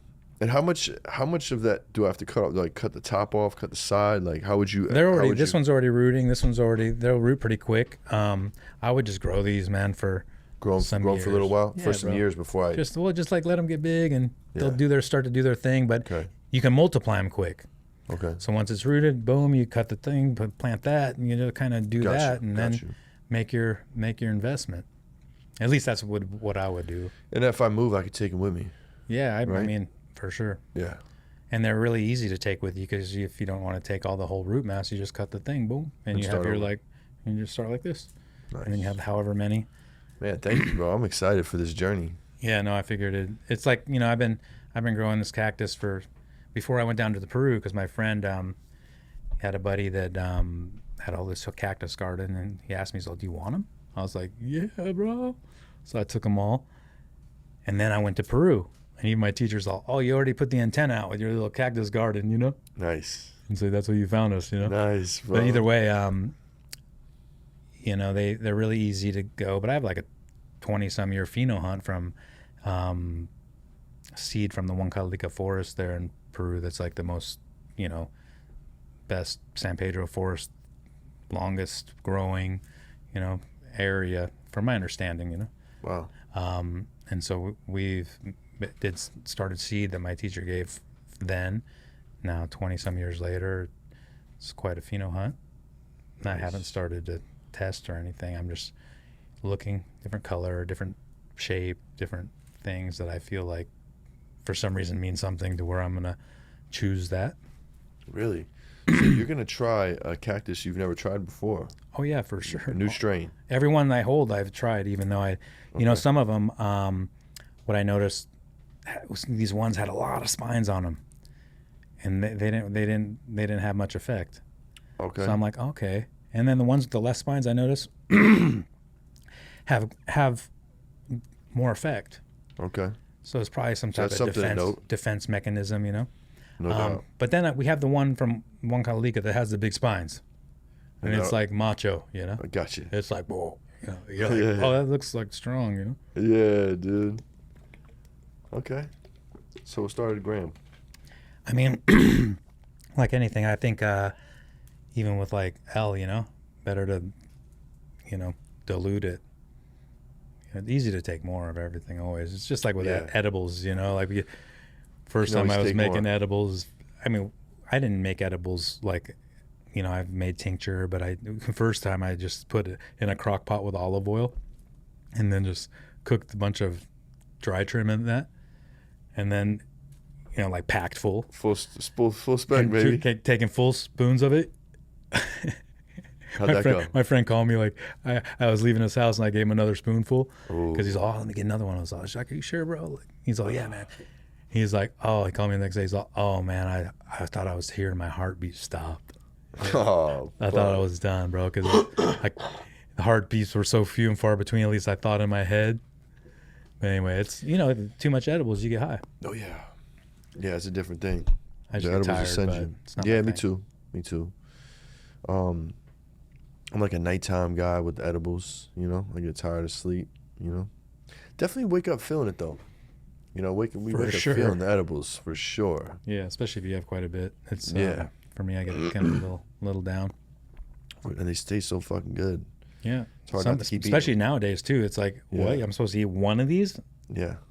No, I don't do edibles, but my friends have made some pretty good heady ones, and it's hard to eat one. He made this one cheesecake, like strawberry cheesecake stack thing. It was so dank, but it had like 1,000 milligrams in it. And I'm like, one bite, you're like, you're calculating and all, another bite, and next thing you know, you're all like, oh, Shouldn't have did that. what? Shouldn't have ate that back half. Well, Bottom those I don't like, because like that's a food that I want to keep eating. If I take a little gummy, like, all right, I know this little motherfucker and this guy, this is probably all we can do. So enjoy him. Candies, you eat it, you're done. You got a piece of cake, I'm gonna want to get into that thing. For real. I like cake. For real. Yeah. I do a tincture. I make a little tincture. Tinctures are cool. And I kind of, They hit you quicker too. Yeah, take the saturation level down low, and you just need a drop. Right man. under the tongue. Yeah, and it's like 15, 20, we're lit. right where you need. Yep. No big deal, and it's very. Yeah, I have yet to dial in edibles, bro. I think with shout out to Cozy Cubes. They have my favorite hash gummies. One, I'm cool. 2, I'm fucking going, and 3, I'm melting. You know what I mean? That's just me. You're like 3 for the plane. 3 for the plane. Yeah, no, I don't even do 3 on the plane anymore, dog. I don't even do 3 on the plane anymore, man. I did that recently, and like I had a different experience. I'm like, why am I claustrophobic? I'm not claustrophobic, bro. What the fuck? Oh my God, who's got his Xanax? I'm freaking the fuck out. Yeah, no. We just took off. We're going to New York. Fuck. It was a long trip. You feel me? Right. But we got it together. Especially with turbulence, Yeah, we got it together. Yeah, I can fight through this shit. Yeah, I used to hit the vape pen a lot on the plane. Just like man. blow Vape pens are blow cool. it underneath. That's what I use them for, bro. Flights. Yeah, that's the only thing that really. Yeah. I don't really do them at home. No. Smoke some weed, take a dab. Yeah, for sure. I like the hash. Yeah. You brought me some amazing hash, bro. Thank you, man. Oh, you're welcome, man. Dude came through with the full melt. God damn. My buddy, New Rose Farms, Buck, he made that. He's the one that Nice, processed bro. it. Just off our little medical Beautiful. thing, it's Beautiful. I just got some questions about some of these strains I've been sniffing over here while you've been talking. What's the G pie? This is our Georgia pie cut. This is Georgia pie? Yeah. Wow. This is like no Georgia pie I've ever seen or smelled, my friend. God that's damn. good. That's good. Yo, you have fucking Chem Dog, my boy. I wanted to cut you off in the middle of your story when I smelled this. God damn, you have fucking Chem Dog. This is real Chem Dog, folks. Yeah, we try to keep it. Wow. Keep things real. Fuck. Chauffeur? Yeah, chauffeur. Chauffeur? Yeah. From Finest. I thought so. Yeah, has such a unique smell. It does. So, and gassy and like Donnie Burger-esque. Perfumey kind of. Perfumey. Yo, this did not get the run it should have had. No way, bro. That's like one of the. I think it was just the name, dude. Yeah. I think it was the name. I think the name a lot of it, I think, is the name. The name, if the name was a little more, I don't know, whatever. I think this could have went farther. And it's got fucking, this is nice, dude. Fuck. That's one of my faves. I like the high of that a lot. And then this one right here, dog. What is this? AF times BR. Oh, the Afghani Bull Rider from Brandon Rust. Afghani Bull Rider. Yeah, we got a collab. Actually dropping like today or whatever. I think. Damn. I put the 89 NL5 and the Hazy Kush Femme. So we got regular of the 89 NL5 and then Hazy Kush Femme. This smells tremendous. It's got a unique smell, yeah. And the high is like. What is this high like? Am I gonna get a panic attack? Or is it chill or is it racy? I mean, it's like a little of both, really. It's really I got pretty high on it, but I was feeling nice, and one day I smoked some and I got a little kind of tweaky, So Right. And it was strong. I was shocked because I was like, oh, okay, let's see what's up. Smells strong. Had a podcast. I forgot who I was with, and I smoked the joint of that, and I was just like, oh, that was too much, Yeah. I'm gonna stick with the. That's why I just took a couple hits of the Chem Dog joint because I was like, oh, I didn't. Was that Chem? I'm gonna roll up some of this Chem. I don't want to get too nerded out right now. This fucking Chem is nice, dude. I'm gonna hit it again because. My God, bro. Because. Shout out to you for keeping the gas around, bro. We got a couple cats out here that has gas. I gifted you some Fugazi. It's one of our strains. We don't know what it is. It was a tray of the wrong clones. Sick. You know what I mean? So we called it Fugazi. It's supposed to be some other shit, but it happened to be like one of my hitters in my lineup. And we haven't seen anybody else with it. We think it might be permanent marker times sure. Came out of Jay Beezy's camp. We don't know. But it's fucking great. It smokes hella good. And the other one is Sour Power OG. Biker Kush times Sour Power. So I figured, you know, you're an older fella, you like gas. I knew that about you without knowing you. I was like, all my OGs, I always bring some gas. You know what I mean? Bring something new, bring a little gas. Yeah, a lot of people So I don't, hope you like these that days, don't really understand. No, they don't. And it's not their fault, bro. Like, No. I really try not to be that old head fucking, oh, you fucking kids don't know shit. No, you just weren't born yet, bro. It's not your fault. You love candy. It's fine. I get it. The OGs. Fuck the game up for us for a while, but, you know, it's not our turn right now. You know what I'm saying? Like, it's the youth run it, bro. We ran it at one point. Now they're running it. I really didn't look at it like that, but it's so fucking true, bro. It's fucking true, dude. God damn, bro. You're taking me down memory lane today, man. So, all right. So Peru went well. You come home. Well, yeah, man. A new person, renewed. Got some new ways of thinking, new ways of looking at the world. What happens next, bro? And then I just start, chop wood, carry water, bro. Just start doing the thing. That's right. Day Is this after when Green day Bodhi after was day. born? When Green Bodhi? Bodhi. Oh, yeah. So Tell me the origins Bodhi, behind that. we all recognize it as enlightenment, right? Mm-hmm. So in simple tech context, it's that. But, if you break it down in Tibetan, Jangjup is Bodhi. Jang means purification of all defilements, and Jup means omniscient of ultimate and relative reality simultaneously, right? Okay. So the green is the path of plants, the path of poisons, as my first teacher would claim it, Sure. So Green Bodhi is the awareness and your own self-enlightenment that comes from the path of plants. And so, the way he told me is, oh, hey, bro, you've already mastered a relationship with a wisdom plant. Now master your intention, man. And so then that's why we use this information here, these methodologies, because they can, it's a direct path to that. Sure. Very spelled out, step by step. You don't have to everything's right there, so doing those techniques, which ones you're most attracted to, that's ideal, Sure.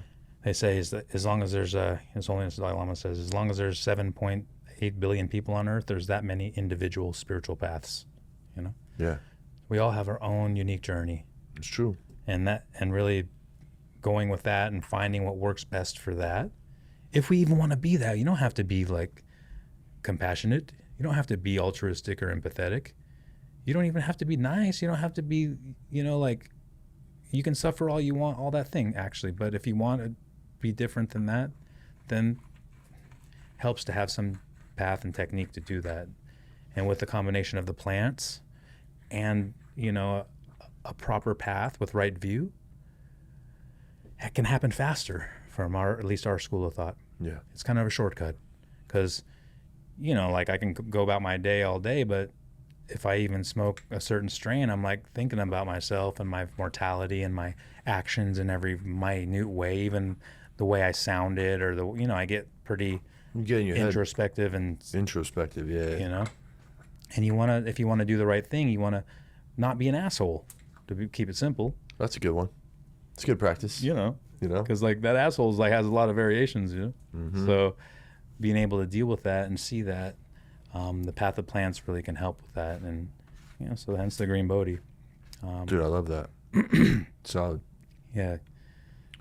Now we need to dive into all these strains, bro. I'm a weed nerd. I haven't seen or heard about a lot of these. I'm stuck in the California cannabis where we got our lineup. It's pretty much the same shit. It's gelato, fucking Skittles, runts, Lemon cherries. all lemon okay. cherries, permanents, and it's just kind of we're in this pool. My buddy right? had a bunch of that permanent marker, but I don't think it was that straight, but it was crossed by something down in this grow. And Original Breeders League, my buddy Jimmy, he's fucking killing it. They had a 100-acre farm, all living soil. It was fucking sick. But I saw some permanent marker and it was fucking nice. So, yeah, yo, dude, shout out. Nothing wrong with anything I just said. It's just that's what's been No, but they had seeing. this part of the plot. It was 50 acres and it was fucking insane. Yeah. So many different strains. Nice. It was very cool. Not just it was. I mean, I can't say enough good things about it, to be honest. Except when I left, I'm like, damn, no wonder fucking herb's cheap. Yeah, bro. Yeah. What are you guys getting up there for? What kind of tickets you getting up there? It depends. We can talk off the mic if we need to. Yeah. In the rec market, it's at, this level herb, it's, 2,400 still, Okay. if it's associated to It's not relation bad, in a dude. brand. Yeah, it's not bad at all. That's Medical actually, market, it's whatever the donation is. You know what I'm saying? Gotcha. Do you guys still have that model up there? For sure. Oh, sick. I'm medical. Beautiful. That's kind of what I focus on Yeah, now, and as just you should. holding So genetics. you guys get patients? Yeah, we have Your own patients. personal patients? Yeah, I'm my own grower. Oh, nice. So you guys got kind of like the Prop 215 model still alive Yeah, up there. for sure. Oh my God, that's incredible. Yeah. Okay. And it's good to because you're allowed a certain amount of vegetative plants, and so it holds genetics well. Yeah. And you can outside of flowering plants, you can have a certain Yeah. amount of genetic. yeah. Plants and veg. Yeah, and you just keep them small and keep them in the legal range and just keep it simple. It depends on what you're doing. I'm just breeding and growing some little personal heady flower. Sure. Not doing anything more. This is all your headies? Yeah, this is I have jars of these because if you grow one plant of this, one plant of this, one plant of this, one plant Gotcha. of this, one plant of that, Gotcha. we do other things too, but just in our home zone, just keep it very safe because Sure. and consult other projects and really right now just focusing on like consulting the home grower. And Tell me about that, man. You touched on that. Tell me about the home grow consults you're doing. Yeah, totally. And we're just doing hourly, multi-hour consults, very simple. Okay. They get free seeds. And That's cool. This method, which it's a decent method, and from what I've heard everyone say, we know what we're doing, and we have a simple technique that we offer that can really be spilled in an hour, 2 hours. Really? To where people will go from a whatever grade grower and enhance, because if you know all the techniques, there's only so many actions that happen with caring for a plant that has Right. under 3 month window. So if you know all those actions to do this certain formula, just like with anything, the Buddhist reality, even that's why I call it intentional horticulture, really, is it's like, what are we trying to do? We're trying to grow the best medicine, the best product we can. And most of us know that the reason we're working with this plant is because it helps us. Yeah. That's why everyone gets into it for the most part. So we all same there. So then don't you want to do it the best you can?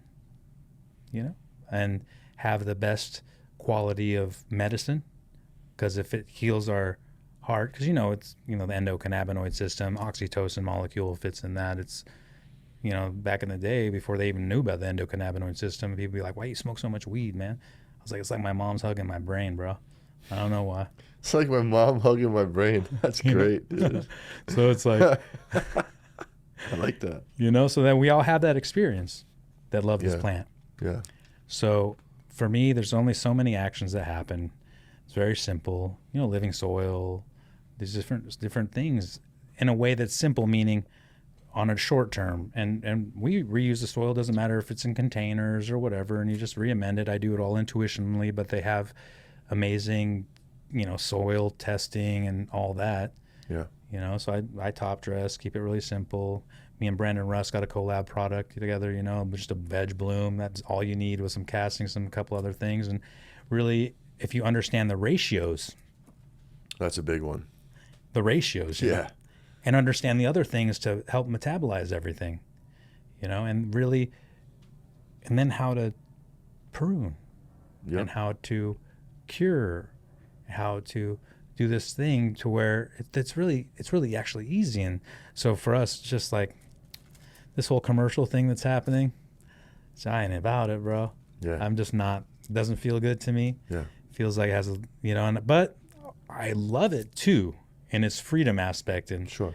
You know what I mean? Sure. But a lot of people in the commercial game, there's a lot of living soil, and there's a lot of people even doing it conventionally that are crushing it with the right intentions. Yeah. Because it doesn't matter if you're growing chem or growing organic.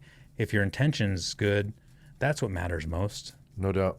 But for us, we have a really simple organic method, no bottles, very, very easy, Cool. and No bottles, top huh? dressing. These are for certain Just top aspects. dressings, no bottles. And certain, microbial stuff, Okay. Yeah. enzymatic stuff too. But Sure. Teas and shit. I guess they don't come out of a bottle. Those products come out like 55-gallon drum.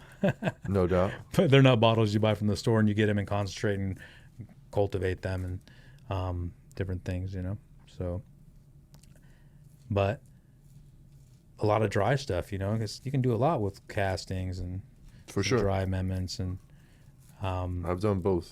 you know, but I started with just top dress type shit. yeah, it's easy as long as you don't give too much. And Yeah, so like offering the home grower really that easy formula so they can succeed and they can have good medicine for themselves. Really my kind of focus right now, and just kind of giving back to the roots.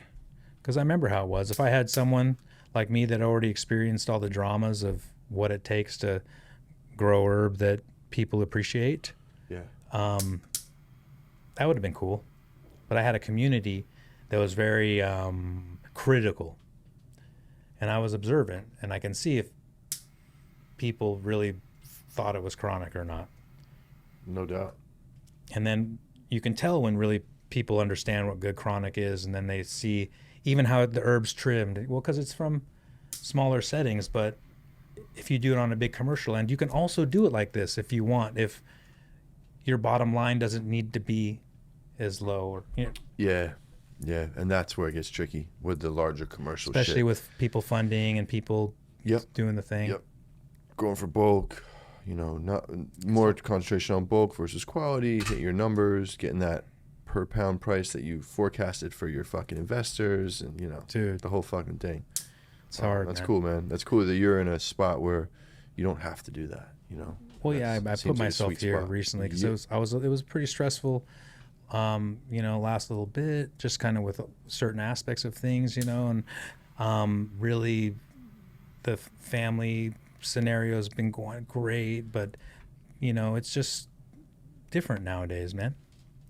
And you know, we had some family tragedies that happened, and kind of That it was sucks. tough, but we go through it, and but keeping it very simple now was the key, because I was realizing you can do a lot of work, you can waste a lot of your time, and really you're not gaining the momentum and the positive attributes of all that stress, and reducing that to really hone it in and fine tune it to, you know, being happy, family, good things in life. And so really just that's why I'm like, oh man, I want to keep it simple. I want to help all these home growers really make it easy for them. That's cool. You And know? you've been able to make a living out of that. Well, A part of your living. genetics, yeah, totally. Sure. Yeah, that genetics, you know, and It's a blessing. it's a huge blessing. Yeah. Seeds, it's Nice. it's working. But the micro consulting, it's working much better, because Cool. really, to be honest, the big dogs, they have their view, bro. Yeah. And they have their perspective, and a lot of them will waste a lot of time and give you a lot of false promises and say they want to do this, that, and the other, but in the end, when it comes down to really doing it, they just string you along, you know, and don't really execute and don't fulfill, unless you're willing to sacrifice things. I'm just not willing to sacrifice.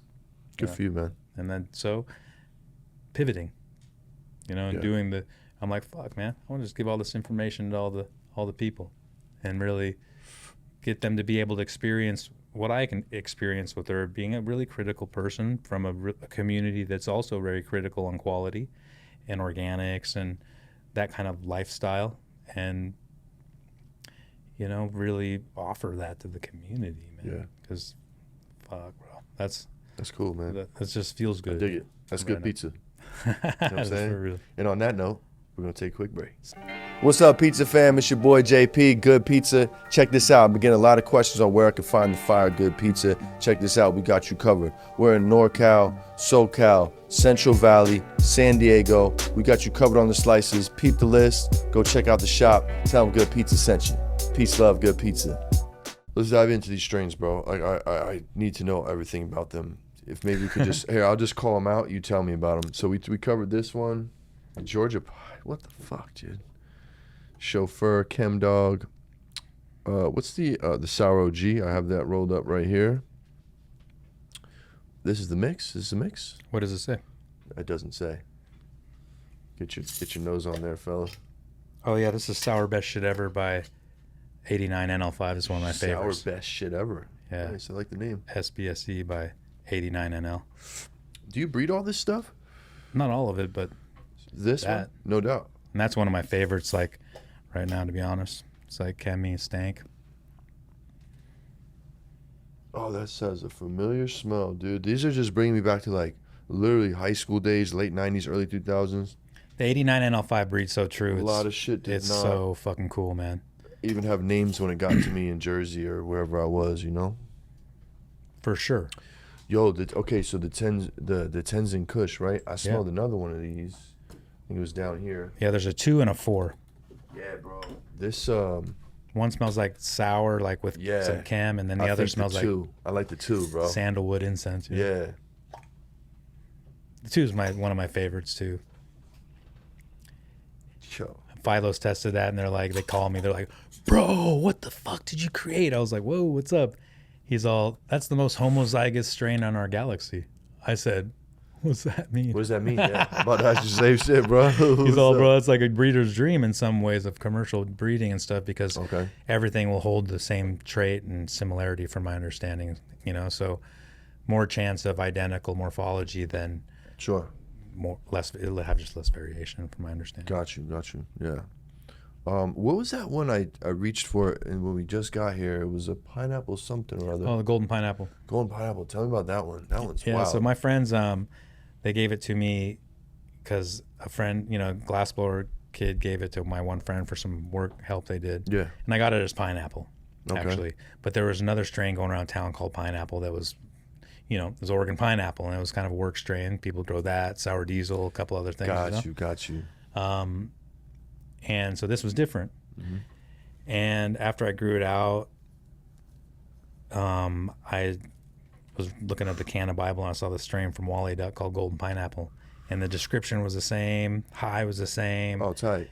Trichome look was the same. Flower, you know, like at least the glimpses they showed. And I was like, oh, that must be what it is. So I started calling it Golden Pineapple. So it took that name. But it's, you know, it's actually from what Philo's discovered. It's Ice Princess from Brothers Grimm. It's called okay. Cindy 99 White Widow. Okay, yeah, them boys from Colorado, right? Yeah. But in the Canna Bible with the Golden Pineapple says it's Cindy 99 by Golden Skush. And you know, it wasn't until 2000 whatever that, you know, 2013, 14, I don't remember when Philos was tested that one. And started seeing that it was that, you know. I think other name it goes by is Ice Queen too. Ice Queen, yeah. Dynasty. You ever watch Adventure Time? Yeah, for sure, bro. Ice Queen. That's Ice King. That's Ice King. I'm bugging. That was He wanted Bubblegum Princess, right? That was his crush. Dude. My brain went there. I've seen all of it. I got bro. kid, bro. That's the shit that my kid was allowed to watch. Yeah, man. It was like something I could watch with my kid. Like, this is fire. I don't even know if you should be watching this, Paulie. Well, the philosophical undertones are really sick. Yeah, bro. I was able to use that on Bodhi. I'd be like, hey, bro, does Finn, like, how does he do things? Is he trying to, like, do things for himself, or is he always helping? He's helping, bro. You know? Watch those knife storms, bro. Those knife storms are wicked. Dude. So okay, if anybody doesn't know what the fuck we're talking about, watch the cartoon called Adventure Time. It's so fire. And if you're into acid or mushrooms, maybe you want to eat some before you watch it. But, you know, be safe at home, you know what I mean? Don't do this at home, kids. But yeah, dude, that's something I'd want to trip out to and just get into. Watch it for a couple hours, you know? Yeah, it gets pretty, you know, it's good. It's really just it's really good, the moral compass on that one. Who was the vampire chick? Marcelie. She's cool too, yeah. She was cool. She was a cool vampire. She was like the homie. Yeah, she just want to be part of something, bro. Yeah, she just want to be dude. I just want to be part of something. Man. Yo, you remember Ren and Stimpy when we were kids? Oh, for sure. My friend was actually one of the animators. She lives in Eugene. No way, bro. Yeah, Jessica Dorff. That was a fucking crazy. That was like our Adventure Time. I tell my kids. My kids can't even watch it. Like, Dad, this is fucking weird and gross. Yeah, it's pretty fucking gross, bro. Dude, it's crazy the difference of times, you know? Yeah. Good times, man. Yeah, man. Yeah, there's quite a few different strains that we bred here. And what seeds do we have here, bud? I brought Lemon Punch by 89NL. I brought the 89NL5 back cross. Fire. The Chem Dog by 89NL5. Sour Best Shit Ever by 89NL5. PHK by Afghani 1. What's PHK? Purple Hindu Kush. Purple Hindu Kush, cool. Yeah. So For me, I just wanted to bring back kind of the roots back into the breeding pool. Dog, you have all the old shit. Like, there's nothing new in this lineup, bro. I love it. I fucking love it, bro. Big ups to you, dog. Well, I mean, I like things that. Oh no, Georgia Pie is the newest shit you got here, bro. Yeah. And the chauffeur, my bad. Yeah, totally. But those are nice, man. Those are nice, dude. Complex too, and eyes really nice on them. The expression you got out of that Georgia Pie and the chauffeur was nothing like I've ever seen before on those cultivars, bro. Good job, man. Sick. That's cool. Sick. And this motherfucker is this Chem Dog. Goddamn, bring me back, dude. This is one of the phases. The sours. I got it back in '99 as the dog, and what's crazy is that hanging on to this since '99. No, I got it back from a good friend. Gotcha. Crazy composer. He's a G. Shout out to the homies holding the genetics down for the homies, bro. And not losing shit. For real, those are valuable fucking players. Not only as your friend, but for the community. I mean, people need to know OG Kush forever. Yeah, bro. Fuck yeah. Fuck yeah. Because. Leave it to the West Coast for that, though, bro. Like, between California, Oregon, clearly. I'm fucking totally bought into what y'all got going on up there. And it's ill. Like, you're the second cat from Oregon. I just interviewed Kush Kirk not too long ago. He's a G. Yeah, bro. He's a G. And his lady, too. They're killing it. Man. Yeah. Shout out to them, man. Shout out, for sure. For real.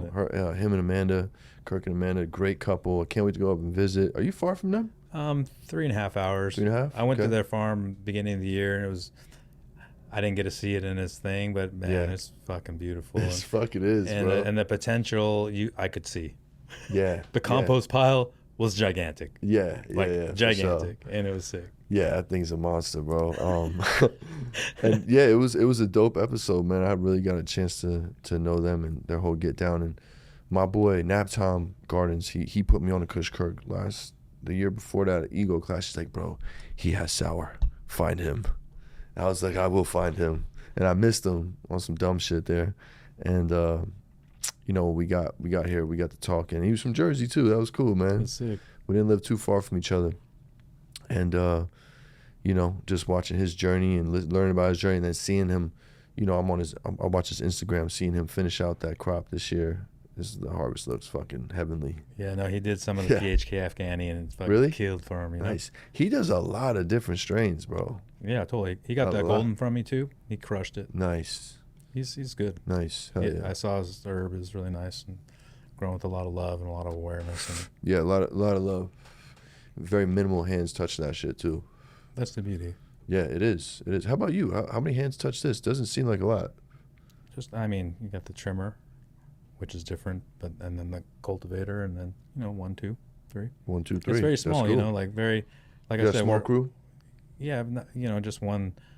My guy that's the fucking man, and then whoever we need to help. But we're very small, bro. Like cool. We're just like literally just keeping genetics alive and growing some heady, plants for people for heady folks that our family, Yeah, that's cool. I dig that. Family, I dig that. Have you ever lived in California or? Yeah, I lived in Santa Cruz. Santa Cruz. Any NorCal? Any NorCal action? No NorCal. No doubt. Lived up in Bonnie Doon. It was sick. My guys I was talking about earlier, they lived on my buddy's property in a cabin. It was fucking epic. Nice. And the Sahara too. You did tell me that. The Mojave. Mojave. Same thing, bro. The desert's gnar. Yeah, I still haven't been to the California desert yet. It's beautiful. Yeah. They have this place out by Ridgecrest called the Pinnacles, out by Trona.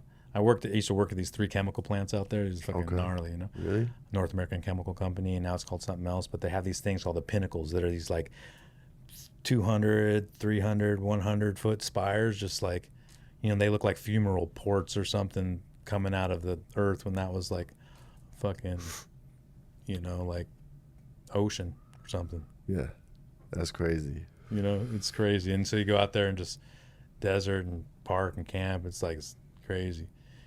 It used to get scary out there. We'd ride our motorcycle a lot out there and, go into some caves that had some weird shit in it, No shit. Yeah. Ooh.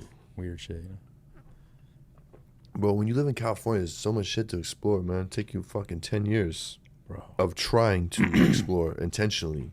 The to really Sierras is cover this sick. shit. I like the Sierras a lot. Yeah, I've experienced them up in like Grass Valley, Nevada City. Yeah, go to the other side. No, not the other side. I'll go to Bishop area, Yeah. Mammoth, all that shit. Yeah, You'd be like, another world. this is sick. Yeah, you know, yeah. I mean, like, that's one of my favorite spots on the West Coast. Is that Sierras. south? Um, Because I'm not familiar. My geography's not great here. yeah, it's south east. Southeast, got you. You know, kind of Gotcha. close to Nevada border, but there's a lot Okay. to experience in there. Yeah, It's like hot springs, fucking I dig epic that. snowboarding. Mammoth's fucking sick. yeah. Here, the snowboarding down there is not bad, man. So good, bro. Mammoth's sick, and it's big, and you know you can get it on, you know, world class days Nice, nice. Yeah, we got some dope spots up here too, in the Tahoe area. for sure. Yeah. I like Kirkwood out in you know, Tahoe area. This place called Kirkwood's really sick. Nice. Heavenly sick, and Tahoe is fucking Yeah, really good. yeah, yeah. But It's, yeah, you know. it's my bad. I didn't mean to cut you. No, please. Bro. No, I just got my son into snowboarding, so he's fucking Oh, with it. You know what I mean? fuck It's yeah. always nice to find something to connect with your son. You know, Dude, it's not always easy. You know. that's what I do with my son too. He rips. He's Oh like, hell yeah! Yeah, no, nice. like he's fucking. He's really surfing good. too.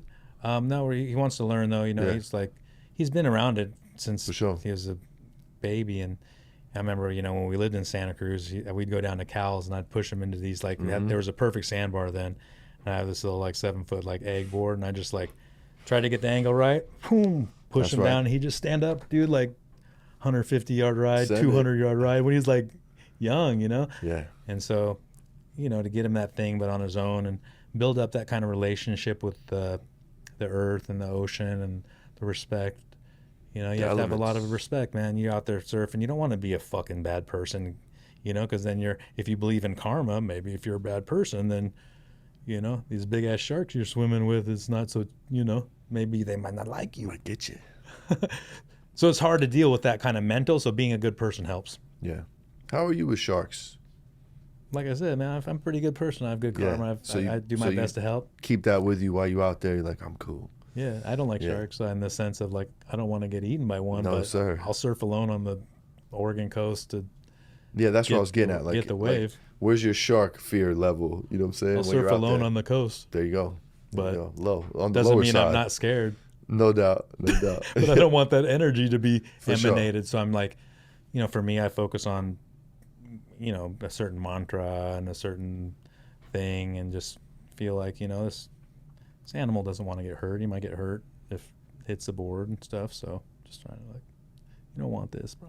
You don't want this. Stay over there. I'm gonna be over here. But and also thinking I'm gonna like, you know, make sure I nut up hard enough before it even gets a bite in, you know, Yeah.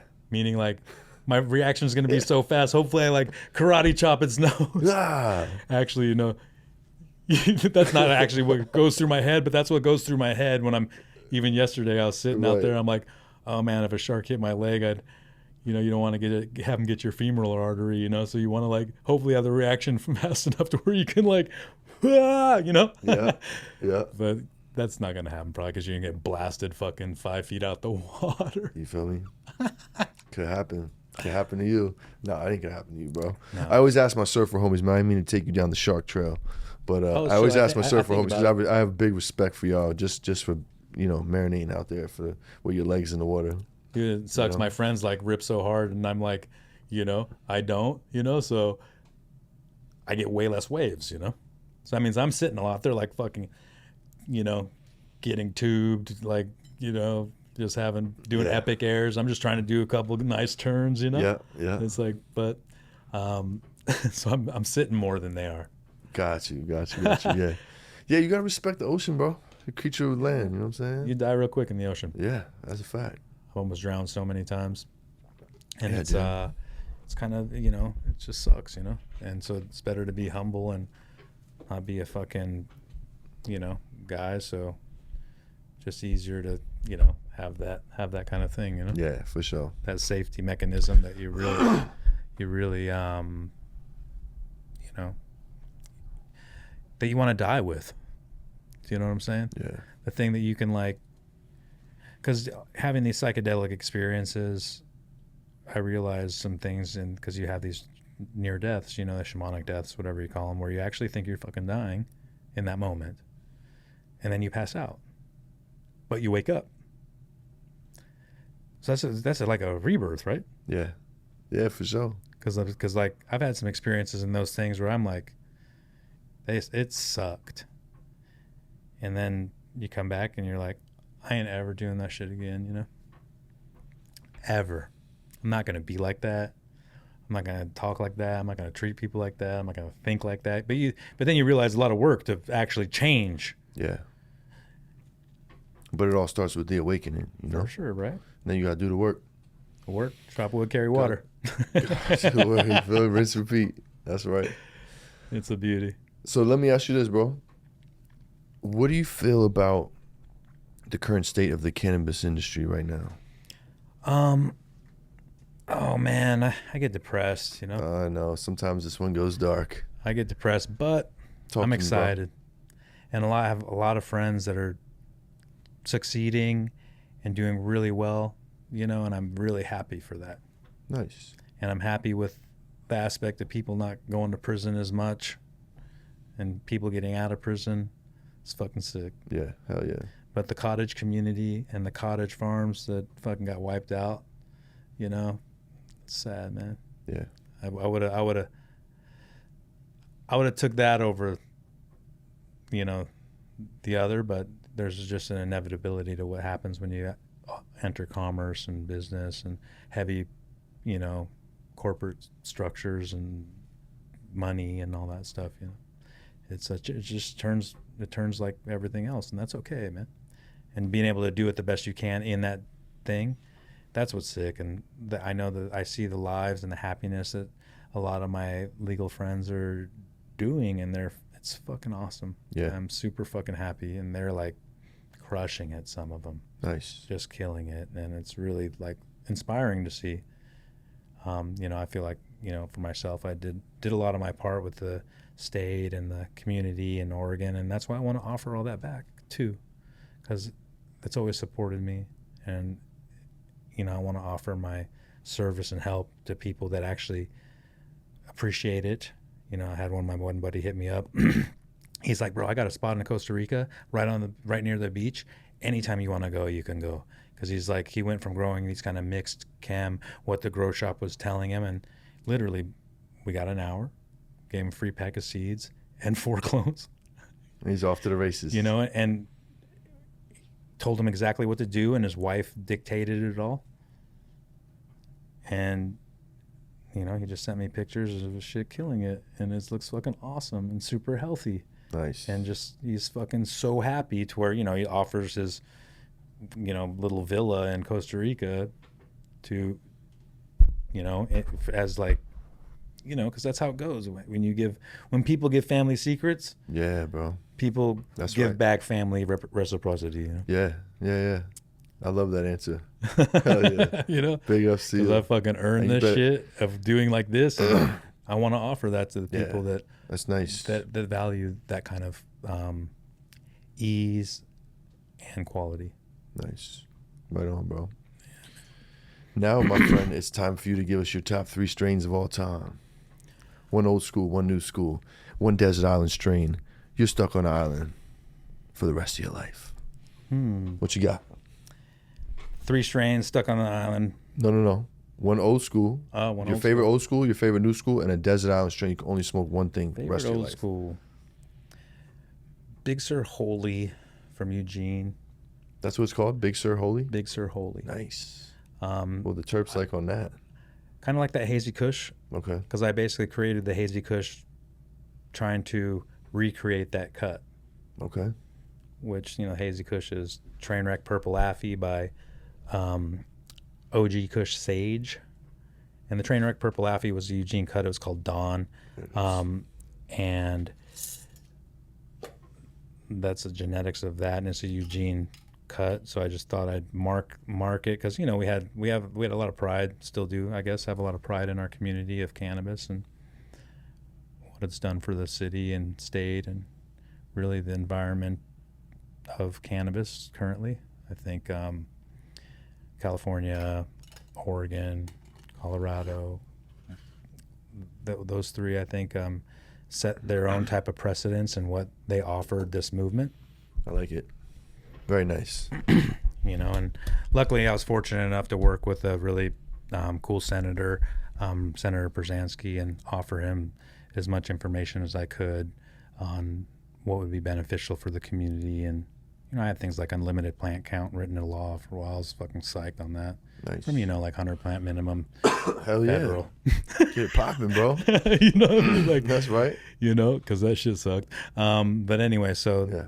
and then just work with them on the testing things. And my buddy Alec Dixon from SC Labs, he gave me a lot of information. And so I was able to use that information to make better logical arguments against the state and against more, less conventional use, more organic use, and it showed, I think, in the end product. And did some stuff with I was on the last rack for the legalization thing. We're talking about limits and stuff like that, and I pushed for higher limits because I would come in, after I smoked a rosin snaked out joint, and went and sat right next to the Department of Justice attorney and the head of Oregon Health Authority and the representative of OLCC, and showed them that you can be eloquent, aware, conscious, After smoking a hash hole at that, which was that means wreck that some people. And I'd use that example a couple times, because we should be able to have higher doses of cannabis because it doesn't harm anyone. No one dies off weed. Yeah, that's true. And you fall asleep before anything weird happens. You know how much you could take. Literally, bro. Yeah, and you're not like pushing that envelope. No, it's really. like, man, we gotta get some more. It's fucking 3 a.m. Yo, you make the call. Your man's still up. You know what I mean? This ain't coke, fool. Yeah, if you don't have it, it's chill. Yeah, exactly. That's what I noticed too. Even we went to Korea last year, didn't smoke for a couple weeks, and didn't even notice it, bro. Maybe because my, saturation level was so high, I was just like a marinated piece of meat. I'm like, man, I feel high every day still. I haven't smoked any weed, but I still feel high. Yeah. So I'm like, oh, how much is it used? How much is really what's the effect? And even like with ayahuasca back in the day, I drank it a lot and dealt with a lot of past stuff. But once it became a psychedelic experience and I wasn't going through that, self-evolution, I stopped. I can trip on whatever. That's not what that's about. But can I use it to evolve in a way that's really deep and root?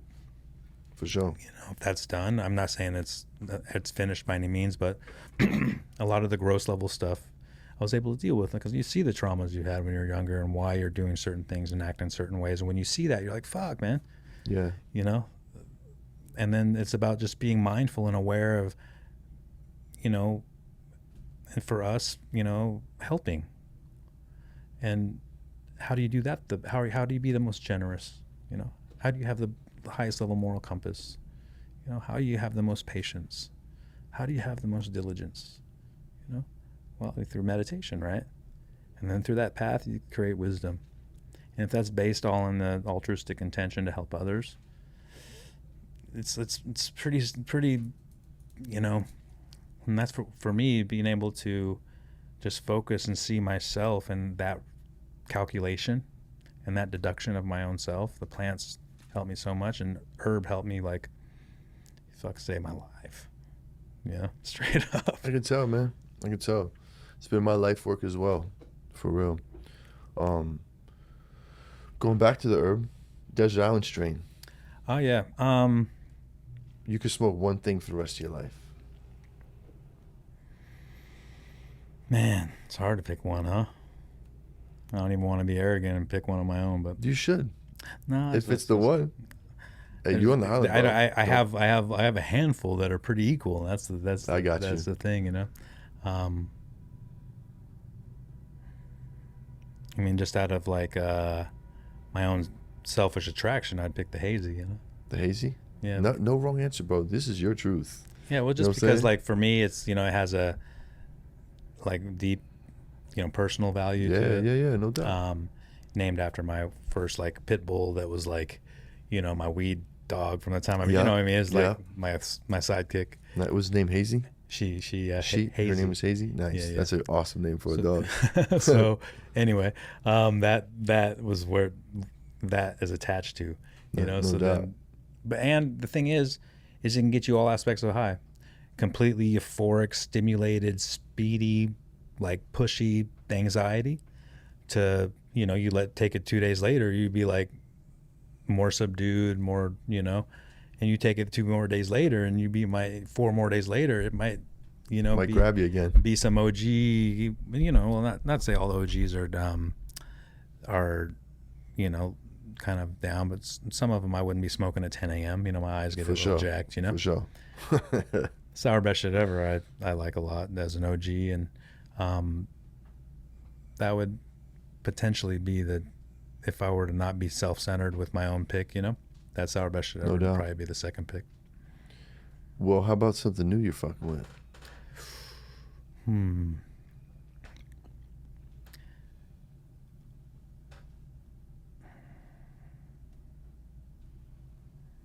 I haven't smoked some of these newer ones for long enough to know that they could be that into that realm, but that's what I'm fucking with consistently. You could go back to like 5, 6 years ago, something like that. What's crazy is this NL5, this 89 NL, I might go backwards and whatever because, it's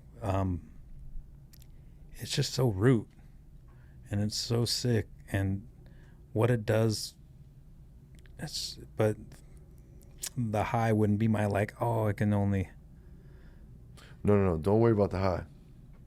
That's for your desert island. Something new is just like, I like this one. This one's pretty cool. You know what I'm saying? That was cool. The PHK Afghani I like a lot. There you go. Lemon Punch by 89 NL, the Sour Best Shit Ever by 89 NL, I think is really, really good. Really chemi. So that would be what I'd be fucking with right now, to be honest. I like it. If you could smoke with 2 people, one that's dead, one that's still alive, who would they be? Of course I'd like. But who's also going to smoke with you? They have to smoke with you. Even if they don't smoke, you're like, they're smoking a joint with you. Fatty. The Buddha or something like that, really. If you were to. There you go. I would run it, bro. I wouldn't think you would smoke, but you know what I'm saying. But he's got to smoke, bro. It's your lucky day. I would just want to, if I could do anything with one person, period, and get that moment. Smoke with Buddha? Fire. That was my brother's nickname, bro, Buddha. Buddha Funk. My bro Ills. You know what I'm saying? Yeah, Buddha, yeah. Oh, yeah. I would smoke with Buddha, too. Sick. Yeah, my son's named Bodhi, so that's fire. From the Tibetan aspect, they call him Buddha, Yeah. It's funny. Yeah. And somebody that's alive that you would smoke with.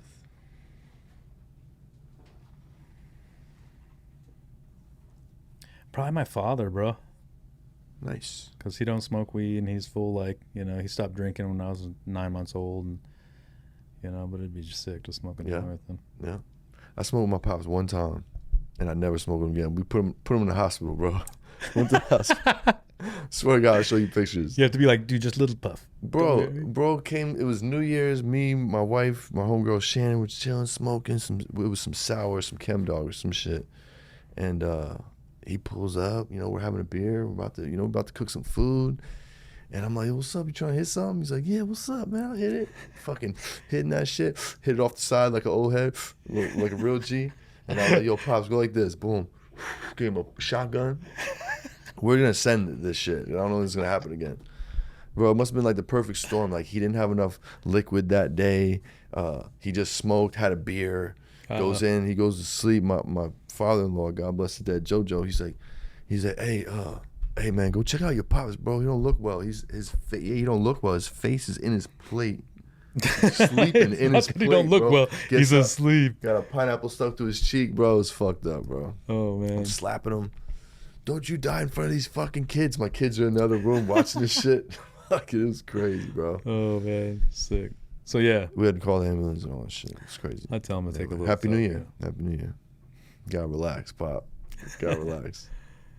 So it's been fun, bro. It's been really cool getting to know you, man. I appreciate the story and all the flavors you brought through. Before we get up out of here, though, if you could go back to the young you, the day before you hopped off the porch and got into the game, what would you tell you?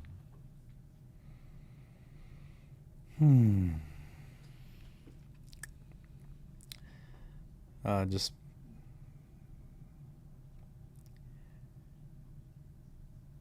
go a little bigger, really, take more chances. I like that. And I took a lot of fucking chances, Yeah. But you know, and continue to do it for the right reasons from the heart, helping others, working with the plant. I would try to catch myself a little sooner instead of having like a meltdown experience. And, you know, I gave my life to this plant on one of those nights. Like, do it organic, hold that line, create things that I'm inspired and intuitively connected to, and share that. And then it'd take care of me. Yeah. But, you know, that could have been just my head trip and the deep meltdown. But so that happened, you know. So I would, if I could convince myself to be less arrogant and be more compassionate earlier, would have been sick. Yeah. You know, that one comes up a lot when I ask that question, you know, go a little harder, take more risks. And I did take a lot of risks, but I know exactly what you mean. That one resonates with me a lot. I feel like I could have been a little farther, been a little more financially, you know, well off, you know, but that shit really don't mean nothing. But I spent my money and experience, bro. Yeah, for sure. But it would have been nice to start a mutual fund 25 years ago. You know what I mean? Or scooped up a couple $100 Bitcoins when I was in that conversation. It was like $200, you know, whatever. You know what's crazy is I brought the Sometimes we miss our windows. Brought the dude that created the fucking app for Bitcoin and everything when it was like, I don't know, under $100 a coin. He's like, dude, you should buy into this thing. It's gonna pop. I was like, yeah, whatever. Yeah, that mystery money. Fuck out of here. Yeah, I own a little piece of it. I'm just watching it all the time. Like, come on, dog, let's go. Bro, missed every fucking bubble, every crash. You know what I'm saying? But it's all good. Got a couple Ethereum. It's cool. Yeah, it's all good. It's not about money. You know what I mean? And that's for me what I always. I forget I have it sometimes. To be honest with you. If I can eat good organic food and be happy with the family and go do some things. It's a blessing. It's a huge blessing because there's a lot of people suffering out there, and it's hard. It's hard out there. For sure, bro. For sure. Before we get up out of here, man, I always like to ask my guests, who do you know that I should know, that I should get on the show? You have anybody you would refer? I mean, I don't know if you had Josh and Kelly from Dragonfly on here yet. I have not. If you could link me, that'd be great. Oh yeah, sick. Yeah. Me and Kush Kirk talked about that as well. Okay, sick. We're doing that's why I'm heading home tonight. We got a big conference with Assist Life where we're, you know, a lot of the heads from the whole industry. Beautiful. Josh and Kelly, and they're putting it on, and not putting it on, the collaboration with Assist, which is this platform that's basically, you know, where everyone can teach what they want to teach without any censorship and freedom and all that. And, you know, it's a really good thing. So basically everyone, I don't know, not everyone, I can't say, but most organic heads from our good friend Steve Cantwell, Green Life Productions, to you name it, Alice, you know, these people are, you know, in their spheres. Like Steve's a legend, you know, crushed it in a lot of different ways, and his organic skills are really high. And Josh and Kelly, top tier organic people, you know, regenerative. Are you guys neighbors? Yeah, next door neighbors. Yeah, I think I knew that. I think synchronicities Kush told me that. Interesting, you know. Yeah, no doubt. But so that's cool. We're going up there, and you know, I think there's like 50 people or so that are cool, man, teaching on it. So that's dope. You guys do that for the community, man. It's pretty sick. For real. We're excited. Well, where can people find you, my friend? Anything you want to drop, please do so now. gbgenetics.com, greenbodhi.org, at Green Bodhi, at the real Green Bodhi. Those are the, you know, Green Bodhi OG. I have all kinds of handles. You know, Green Bodhi Life. I guess you gotta like just diversify on on the reels. But you know, like Twitter at Green Bodhi. Every social media is basically at Green Bodhi. So find me there. But the genetics page, if you know, looking for genetic seeds, things like that, and just other stuff, seeing what we're up to, blogs, whatever. Nice. We're keeping it pretty simple and just focusing on the genetics, because I think that, you know, stewarding in that way is important, and offering some organic methods to people that, you know, just like to do it right and do it for themselves is just our offering we want to give right now. And so those are the ways to make that happen, you know. Nice, bro. Yeah, man. Thanks, man. Thanks you for coming through, brother. Oh. You already know. Yeah. Much love, bro. Yeah. So, you know, guys, Green Bodhi, good pizza. You already know. Thank you for all the support. Thank you for all the Patreons for the support. Thank you all our sponsors. We appreciate y'all, man. We'll see y'all next time. Peace, love, good pizza. We up out here.